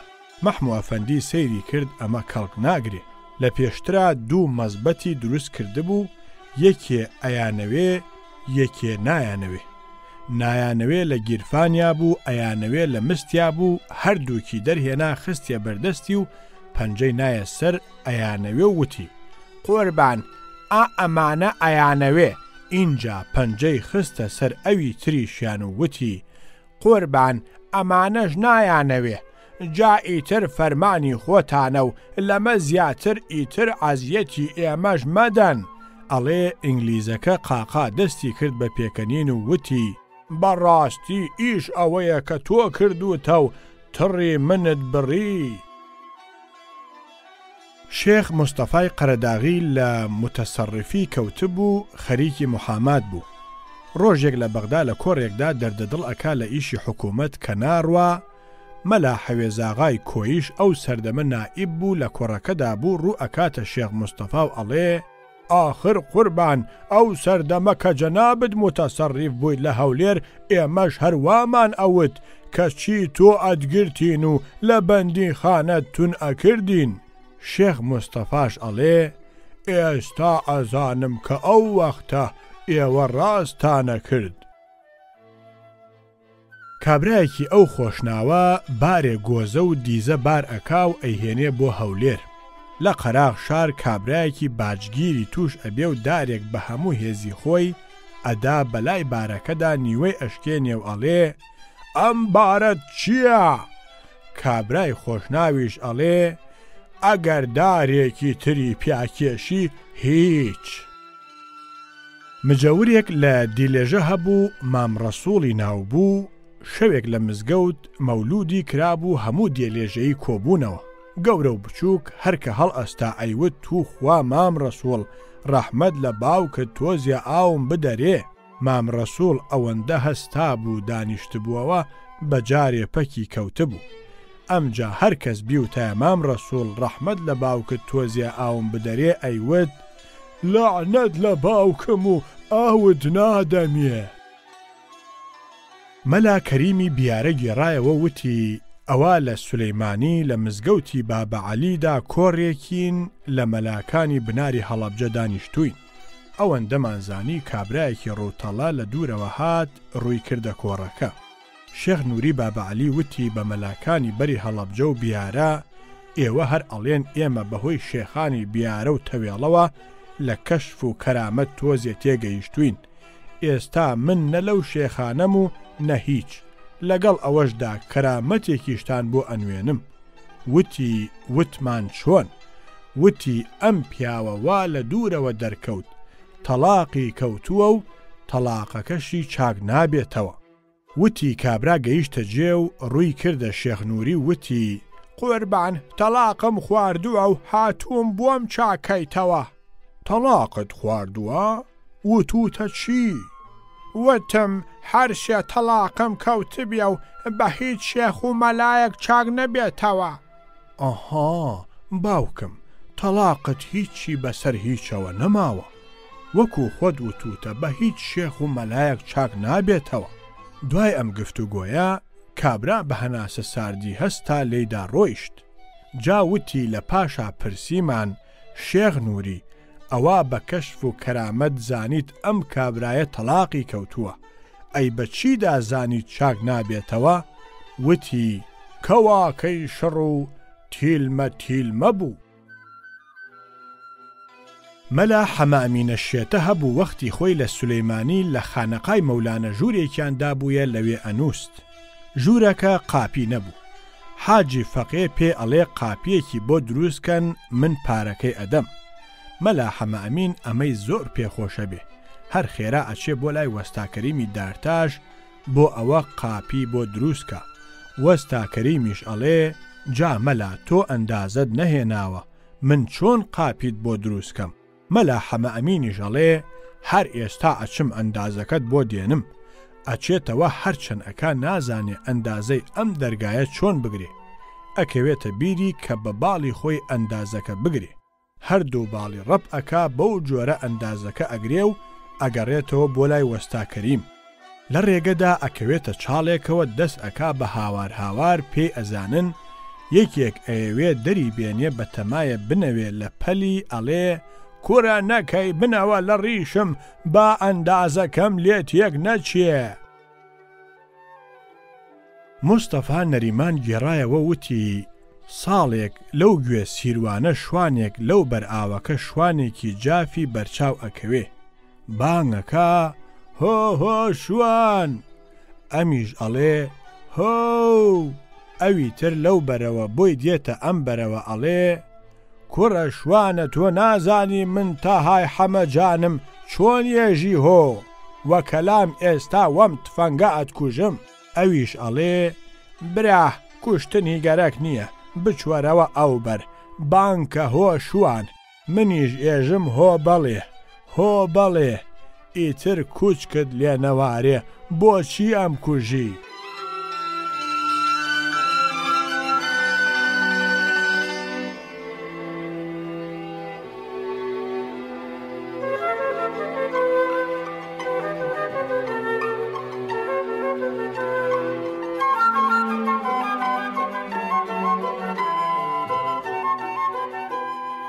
ئەحەی کوڕن و هەمومان ئەیناسین کە چۆن بووە. جارێک لەو شارە زورە ژنێک مناڵێکی پێ ئەبێ هەر ئەگریە و ژیر نابێتەوە. ئەحەی کوڕن و لەوێ ئەبێ پێ ئەڵێ تو خوا خاڵە یان ئەم مناڵەم بۆ بترسێنە بەڵکو ژیر بێتەوە. خاڵە ئەحمەدیش چاوی قیچ ئەکاتەوە و ڕوو ئەکاتە مناڵەکە و ئەڵێ خۆ لە خوزی دایکت بەم. ژنە ئەڵێ ئەی بێفەڕ خاڵە بۆچی من واموت؟ خاڵە حەمەدیش ئەڵێ دایکەم بۆچی من مەیمونم مناڵەکەت بۆ بترسێنم؟ مناڵێکە من بیترسێنم هەر ئەبێ وای بترسێنم، پێی ڕازی نابێ ئەیکەمەوە بە شوێنەکەی خۆیە. کابرایەک لەو بەرکێوە ژنێکی هێنابوو. ژنە لە پاش 3 مانگ خوڵامێکی تۆی بوو. پیاوە سەری سوورما وتی ئافرەت ئەمە چییە؟ ژنە وتی پیاوەکە هیچی تێدا نییە، وەرە تا حسابت بۆ بکەم. پیاوە وتی بەڵێ. ژنە وتی ئەمە 3 مانگە شوم کردووە بە تۆ؟ بڵێ بەڵێ. وتی بەڵێ. ئینجا وتی ئەمەش 3 مانگە سکم پڕە؟ بڵێ بەڵێ. وتی بەڵێ. ژنە وتی ئەمە 9 مانگەکە. جا پیاوەکە وتی وەڵڵا ئافرەت هیچ عەقڵم بەم وردە حسابە نەشکاوە. پیاوێک هەبوو مەلا موسا و ژنێکی هەبوو خاخەجیجی ناو بوو. مەلا موسا چوو بوو بۆ کاروان، لە پاش ماوەیە کاغەزێکی بۆ خاخەجیجی خێزانی نووسی کە بەم زوانە ئەگەڕێمەوە بەر و بەرماڵ پاک کاتەوە. خاخەجیجیش وەڵامی نامەکەی بەم جۆرە بۆ ناردەوە بڵێن بە مەلا موسا ئەو بەر و بەردەرگا ئەو لێی ئەپرسێ، کردومە بەو کاغەزە ئەو لێی ئەنووسێ، تا زووە بێتەوە هیچ لێی نەترسێ. پیاوێ هەبوو لەو شارە زورە معرفی ناو بوو، هەر خەریکی گاوگۆتاڵ بوو. برایەکی هەبوو سەمینی ناو بوو. ئەم معرفە هەموو جار خەڵکی ئەترسان بە براکەی کەوا پیاو ماقوڵی ماڵی شێخە. ڕۆژێک پێیان وت ئەرێ معرف سەمینی برات ئیشی چییە و بە چ جۆر لە ماڵی شێخدایە؟ وتی خزمی خەزووری سەپانی لەتکە هەرمێ ماڵی شێخە. کابرایەکی مایندۆڵی خۆی و کچەکەی و ژنەکەی زستان ئەبێ لەبەر بەفر و سەرما و سۆڵە ئەخزێنە ژوورەوە. ڕۆژێک ئاگریان کردبووەوە مەنجەڵێ بڕوێشی لەسەر بوو بە دەوریا دانیشت بوو. کچە مای بڕوێشەکەی ئەهێنایەوە، کوت و پڕ پرشێک بڕوێش کەوتە سەر گۆنای کچە و زۆر ئەزیەتیدا. وتی ئەی گوم تێ کردی. باوکەکە دانیشت بوو هەڵی دایەوە وتی ئەی کێری کرم بە قوستابە خۆ چێشتەکەت پیس کرد. دایکەکەش ڕووی کردە مێردەکەی وتی گۆم کرد بە ڕیشتە ئەوە بۆچی قوزی کچەکەمت دڕی؟ وەڵا لەسەر ئەمە ماڵ تێک چوو ژڵەژە کەوتە ئاوایی.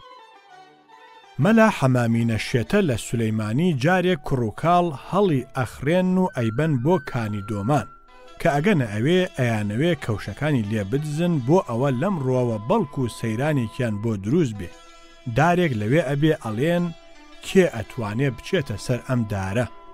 خەڵکەکە یەکەیەکە ئەڵێن وەڵڵا کەس ناتوانێ.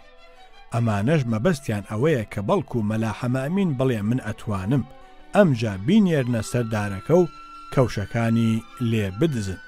سرە دێتە سەر مەلا حەمامین ئەڵێ دەسا وەڵڵا من ئەتوانم، ئەڵێن دەیەڵە. ئەویش چاکی ئەکا بەلادا و کەوشەکانی دائەکەنێ و ئەیکا بە بەرپشتێنەکەیە و بە دارەکەدا هەڵ ئەزنێ. ئەڵێن ئەوە کەوشەکانت بۆ کوێ ئەبەی؟ ئەڵێ ئاخر نەوەک لەوێ ڕێگایەکەم دەستکەوێ بۆ خانەقای مەولانە، هەر لەوێ کەوشەکانم بکەمە پێم بڕۆمەوە، ئیتر بۆچی بێمەوە خوارەوە. کابرایەک هەبوو لەو سەرشێوە ماموسووی ناوبوو، زۆر پیر و ئوفتادە بوو. ژنێکی جوانی هەبوو ئەمبەری ناوبوو. ڕۆژێک مانگی ڕەشەمێ بوو ماموسوو سەیری کرد و پشی لە خەریکی گەمەوگاڵتن. ئەمیش بایەکی تێکەوت و بانگی کرد ئەمبەر ئەمبەر خێراوەرە.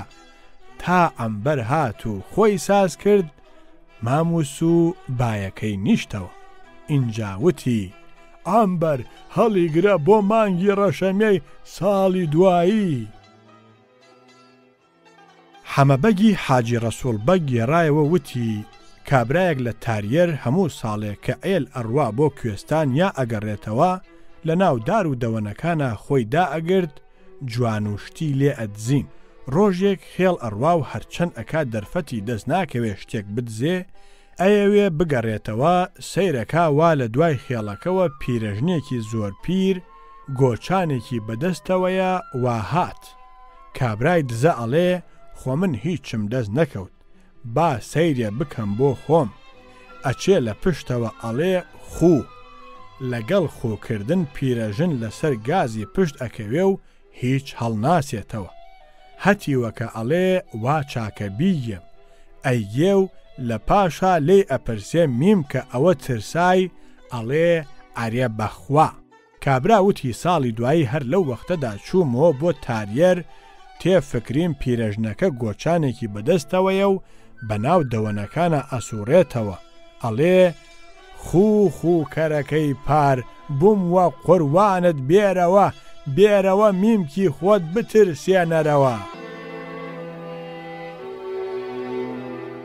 ڕشتەی مرواری.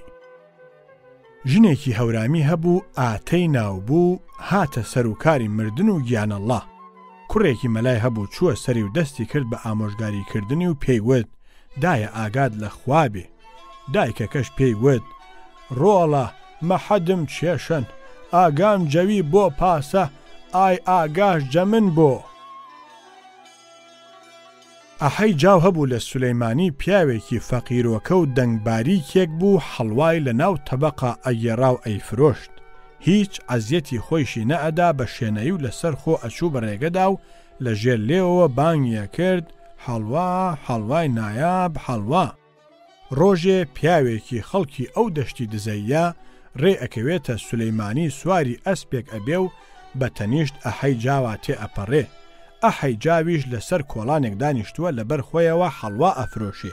کابرای دزەیی هەر بەسەر ئەسپەکەەوە بانگی لێ ئەکا کە بایی 90 ڕوپیا هەڵوای بداتێ. ئەحەش وردە وردە لەسەر خۆی ئەبزوێتەوە و هەر خنەخنەکە. کابرا ئەڵێ کوڕە ڕابە ڕابە. ئەحەی جاو لەمە تووڕە ئەبێت چونکە بە شێوەی سولەیمانی ڕابە واتە ڕابعە. لای وایە ئەمە بەو ناوەوە گاڵتەی پێئەکا و پێ ئەڵێ کوڕە خۆت ڕابە، دایکت ڕابە، باوکت ڕابە. پاشان ئەحەی جاو تێئەگەێنن کە ئەمە مەبەستی ئەوە نییە، مەبەستی ئەوەیە کەیانی زووکە. ئەحەش لەبەر خۆیەوە ئەڵێ جا بۆ ناڵێ خێراکە. کابرایەک هەبوو لە کوێسنجاق، کەریمە گەوجیان پێئەوت ئەم کەریمە گەوجە کوڕی حاجی مەلا ئەمینی کۆی بوو. خەڵکو خوا سەریان ئەخستە سەری ئەیانوت کەریمە گەوج دنیا کێ ئەیخوا ئەویش ئەیوت کێ ئەیخوا زمان لووسان تاس و لووسان بێناموسان. کابرایەک هەبوو لە سولەیمانی عەبەشێتیان پێئەوت شێخ عومەری قەرەداغی کە بە ئیبن القەرەداغی بەناوبانگ بوو هەموو جار پێئەوت عەبەشێت دوعای خێرم بۆ بکە. ئەویش ئەیوت یا شێخ هەر وەخت باست بکەن ئەکەویتەوە بیرم. حاجی مەلای جوانڕۆ ئەچێ بۆ ئەو دەشتی شێوانەیە و فەقەیەکی تاڵشی لەگەڵ ئەبێ. لەو دەشتە تووشی شوانێکی جاف ئەبن حاجی مەلا سەیرەکە ئەوە شوانە گاڵۆکێکی بەدەستەوەیە و کەڕەکێکی خستۆتە لاشانی ڕیشی ماش و برنجی بووە. بانگی لێ ئەکا ئەرێ لاڵوەی شوانە لەکەیەوە شوانی. ئەویش ئەڵێ مەلا ئەوەتی خۆم ناسیگە هەر شوانم. حاجی مەلا بە فەقەیەکە ئەڵێ ئێستا ئەم شوانە تاقی ئەکەمەوە چونکە ئەمە قەت ئاوەدانی نەدیوە. ئەڵێ لاڵوەی شوانە بەچیا ئەزانی خوا یەکە و دوو نییە من ئەڵێم دووە. شوانەش ئەڵێ مەلا من لە باوکمم بیستگە وتیگیە خوایەکە. باوکم لە باپیرمی بیستگە وتیگیە خوایەکە. باپیریشم لە باپیرە گەورەم هەر وەو جوارە ئێستاوە کەلام خوا ئەگەر تووە بێژی دووە دەکەمە ملت وەم گاڵوەکە سرت وەک نێرکە تەشی لەو ناوەدا خولە خوا ئیتر بیێ و ڕۆ. حاجی مەلا وتی کە ئەمەم بیست دەستم کردە ملی و ناوچاوانم ماچ کرد و وتم ئیمانی تۆ لە هی من قایمترە. سڵێمانی حەمەجانی ڕۆزایی کچێکی شۆخ و شەنگی هەبوو زۆر کەس داوایان کردبوو نەیدابوو. لەوانە بوو ناوبانگی دەرکردبوو کە سڵێمان ئەم کچەی نادا بەشوو چونکە هەرکە ئەچووە خوازبێنی هەروە ئەگەڕایەوە دواوە.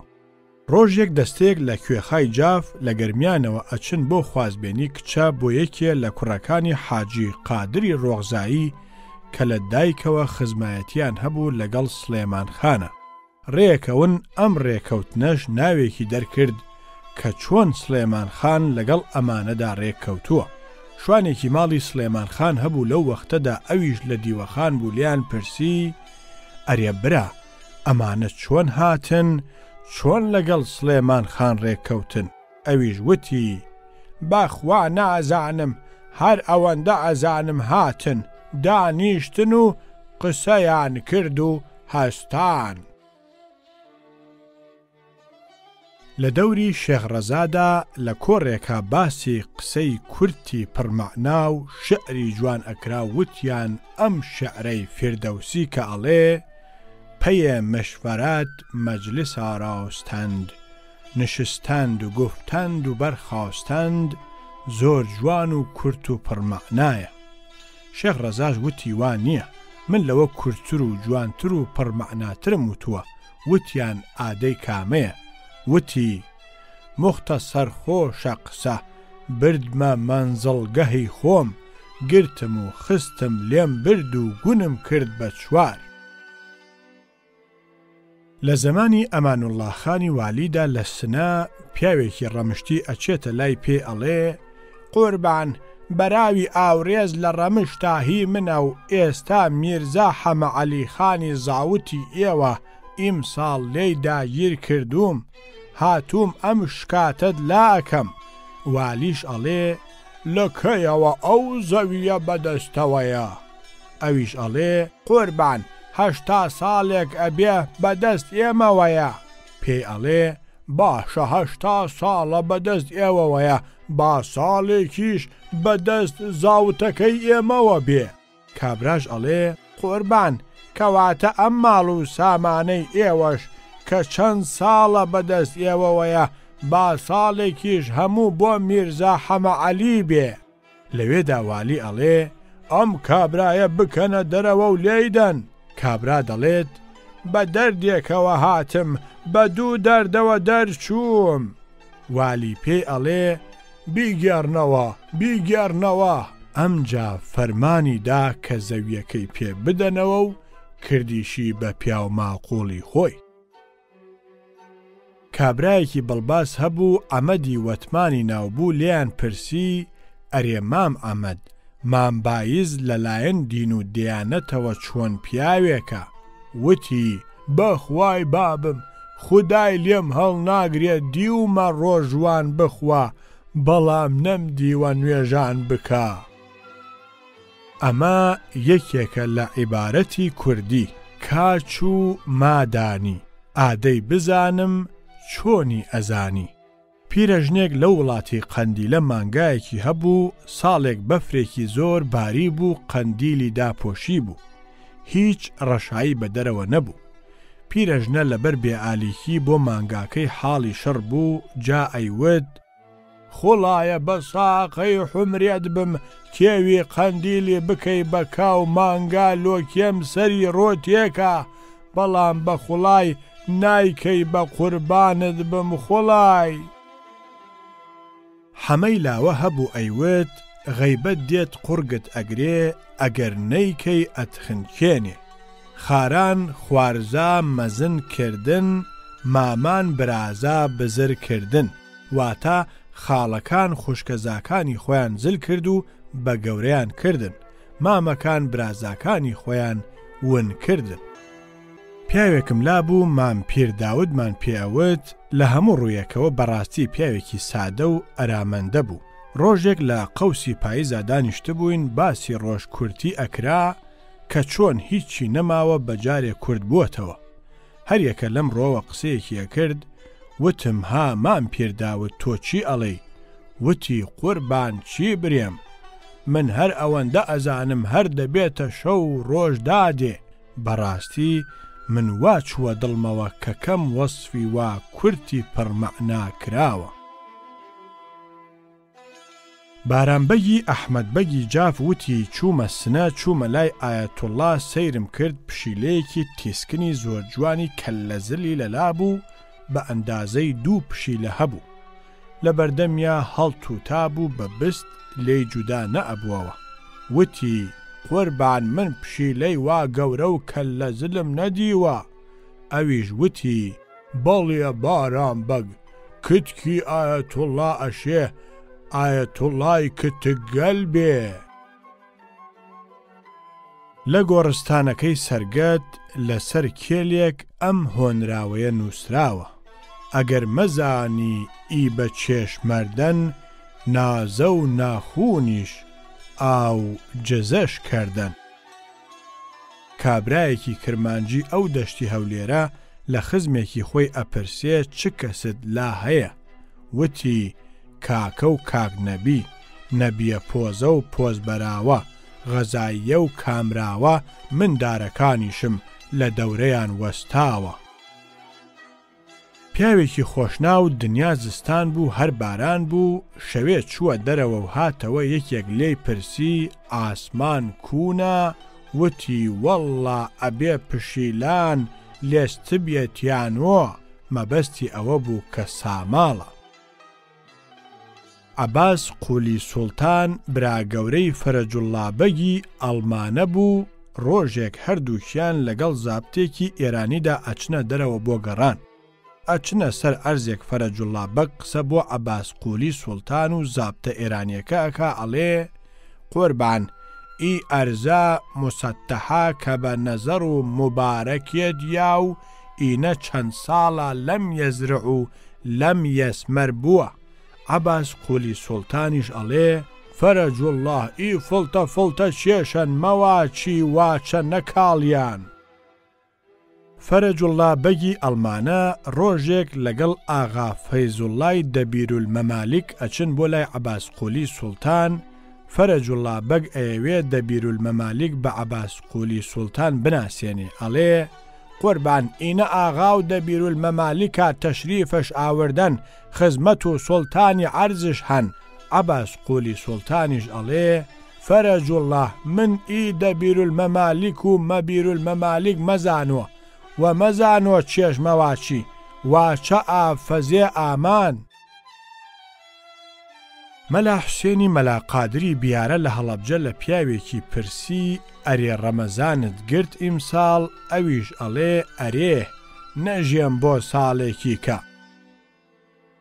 کوڕێک هەبوو ناوی دوابڕاو بوو لە باوکی تووڕە بوو هەموو جارێ قسەی خراپی پێوت. باوکەکەشیش کاتی لە لای خەڵک ئەکرد، خەڵکەکەش بە کوڕەکەیان ئەوت بۆچی وای لەگەڵ ئەکەی؟ باوکتا ئەبێ خزمەتی بکەی و لەگەڵی چاک بی. ئەویش وتی حەقی کوڕ لەسەر باوک چییە؟ وتیان ناوێکی باشی لێ بنێ، خەتەنەی بکە، سەرەتا ژنێکی تۆزێ بنەماڵەش بێنێ بۆ ئەوە ئەولادەکەی باش بێ، پاش ئەمانە قورئانیشی پێ بخوێنێ. کوڕەکەش وتی دە هیچ یەک لەمانەی لەگەڵ من نەکردووە. ناوم دوابڕاوە، کێرم نەبراوە، دایکم تێ هەڵدراوە، هیچیشم پێ نەخوێنراوە.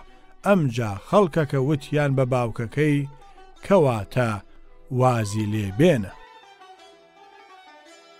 مەولوو لە بنەڕەتا خەڵکی سنە بوو، عەبە پیزەش خەڵکی سولەیمانی بوو. ڕۆژێک لەسەر باسی ژن قسەیان ئەگیرێتە یەک، مەولوو ئەڵێ بەهەشت بۆیە خۆشە چونکە ژنی تێدا نییە. عەبەش ئەڵێ کە ژن لە جەحەنەمدایە، جەحەنەم خۆشە. جەمالی جەمیلبەگ تەمەنی لە دەوری 8 ساڵیدا ئەبێ، حەسەن بەگی جاف وتی لە وەختی خۆیان دەنگ و باز وابوو کە شوکری فەزلی شاعری هاودەورەی شێخڕەزا نێرەمووک بووە. ئەم جەمالە ڕۆژێک لە سولەیمانی ئەچێتە حەمامی موفتی، سەیرەکە شوکری فەزلیش کە شێخڕەزا پێیوتووە پورە شوکری لە حەمامەوە پشتەماڵێکی لە خۆیەوە ئاڵاندووە. لە بەینی پەشتەماڵەکەوە جەمال چاوی بە گەڵوگونی شوکری فەزلی ئەکەوێ، سەیرەکە کێری هەر بەقەد ناوکە خورمایەکە. ئەمیش مناڵ ئەبێ شتیوای بەلاوە سەیرە بێ کە پیاوێکی وازەلام کێرێ وا بچووکی هەیە. ئەڵێ ئای ئای ئەم پیاوە کێری چەندە بچووکە. هەرکە ئەمە ئەڵێ شوکری فەزلیش جەمال ئەناسیە و بێوەستان ئەڵێ ڕواڵە بۆ مناڵگاین ئەوەندە بەسە. لە بڵەسەن مەلایەک هەبوو مەلاوەلی ناوبوو، ژنێکی هەبوو خاخازەی ناوبوو. خاخازێ ئافرەتێکی سربەدەرەوە و قسەزان بوو. لە ماوەی ژیانیا مەلاوەلیش قورئانی پێ خوێندە بوو. مەلاوەلیش خۆی قسە خۆش بوو، چاوێکیشی نەبوو. ڕۆژێک هەندێک فەقێ و مەلای ئەو دەورە ئەبن بە میوانیان، دیارە لە هەموو کۆڕێکە هەموو جۆرە قسەیەک ئەکرێ. لەسەری ئەو قسانەدا باسی کچ ئەکرێ کە بەلای مەزهەبی شافعیەوە چۆن و وەکیە ئەیدا بەمێرد. لەمەوە قسەی لێ ئەبێتەوە و هەریەکە ئەڵێ چ جۆرە کچێک باشە. سەرە دێتە سەر مەلاوەلی، ئەویش ئەوەی بیزانی ئەیڵێ. خاخازیش خەریکی ئیش و نان دروستکردنە و گوێی لە قسەکانی هەمویان ئەبێ کە سەرە ئەگاتە سەر مەلاوەلی مێردی لە قسەکانی ئەو زیاتر تووڕابێ و ئیتر خۆی پێڕا ناگیرێ. ئەڵێ یەک چاوی بێفەڕەکەی وا ئەبێ، تۆ لە هەمویان نەزانتری. کچ ئەمانەیە، کچی 10 ساڵان بیلبیلەی چاوان، کچی 15 ساڵ دەستکە گوڵێکی ئاڵ، کچی کناچەی 20 ساڵی تەواو گۆشت و دوگیەکە بۆ خاوەن حەساو، کچی 30 ساڵان دایکی مناڵان، کچی 40 ساڵان پیرەژنی ماڵان، کچی 50 ساڵ کوشتنیە حەڵاڵ، کچی 6 ساڵی لەعنەتی لێبێ لە خۆی و ماڵی. کە ئەمەیوت هەمویان ئیتر پەکیان ئەکەوێ. کابرایەکی لەک هەر خۆی هەڵەکێشا کە پیاوێکی چاکە. ئەم لەکانەش دەستەیەکن لە ئەترافی هەولێر، ئەو لەکانە نین کە کەریمخانی زەند لەوانە. جا کابرایەکی کرمانجی هەولێری پێیوت ئەگەر چاکیت لەک نیت، ئەگەر لەکیت ئەوە چاک نیت. پیاوێک هەبوو لە سنە ئامحەممەدی ناوبوو، شەڕی فەرامیرزا و هەورامیەکان دەستی پێکرد. فەرامیرزا سەرکەوت کە مردم بە تەمای ئەوە نەبوون. ئەویش ئەیوت براگەل جەنگ چەند ئەندامێکی هەست، لەشەکەی ئازاییە، دڵەکەی تەکبیرکردنە، چاوگەلی خۆپاراستنە، باڵگەلی فەرمانبەرداریە، زوانەکەی فێڵ و تەڵەکەس، پێشڕەوەکەی نەرم و لەسەرخۆییە، ڕانندەکەی چی سەرکەفتنە، هەرکەس ئەمانەی بوو لە جەنگە، جەنگ ئەوا تۆ. کابرایەک لەو سەرشیوی سەقزە ژنێکی هێنا و لە پاش 3 مانگ کوڕێکیان بوو. پیاوەکە لە ماڵ نەبوو. ژنەکە زەماوەندی گوێزەبانەی گێڕا. لەو وەختەدا پیاوە هاتەوە و لەم کارە ساتە واقی ورمە. وتی ئاسەبرکەن ئەمە چییە؟ ڕووی کردە ژنەکەی وتی چۆن لە پاش 3 مانگ مناڵ ئەبێ؟ ژنە وتی پیاوەکە وا نییە، تۆ نەتزانیوە، وەرە تا حسابت بۆ بکەم. ناو جەژنان و دوای جەژنان و بەرە جەژنان ئەمە بۆ دۆ، گەلاوێژ و سەراوێژ ئەمە بۆ شۆ، مانگی چلە و پێشچلە ئەمە نۆ، ئادەی تێ هەڵکە لۆتی چەقۆ. بەم جۆرە 9 مانگی بۆ پڕ کردەوە.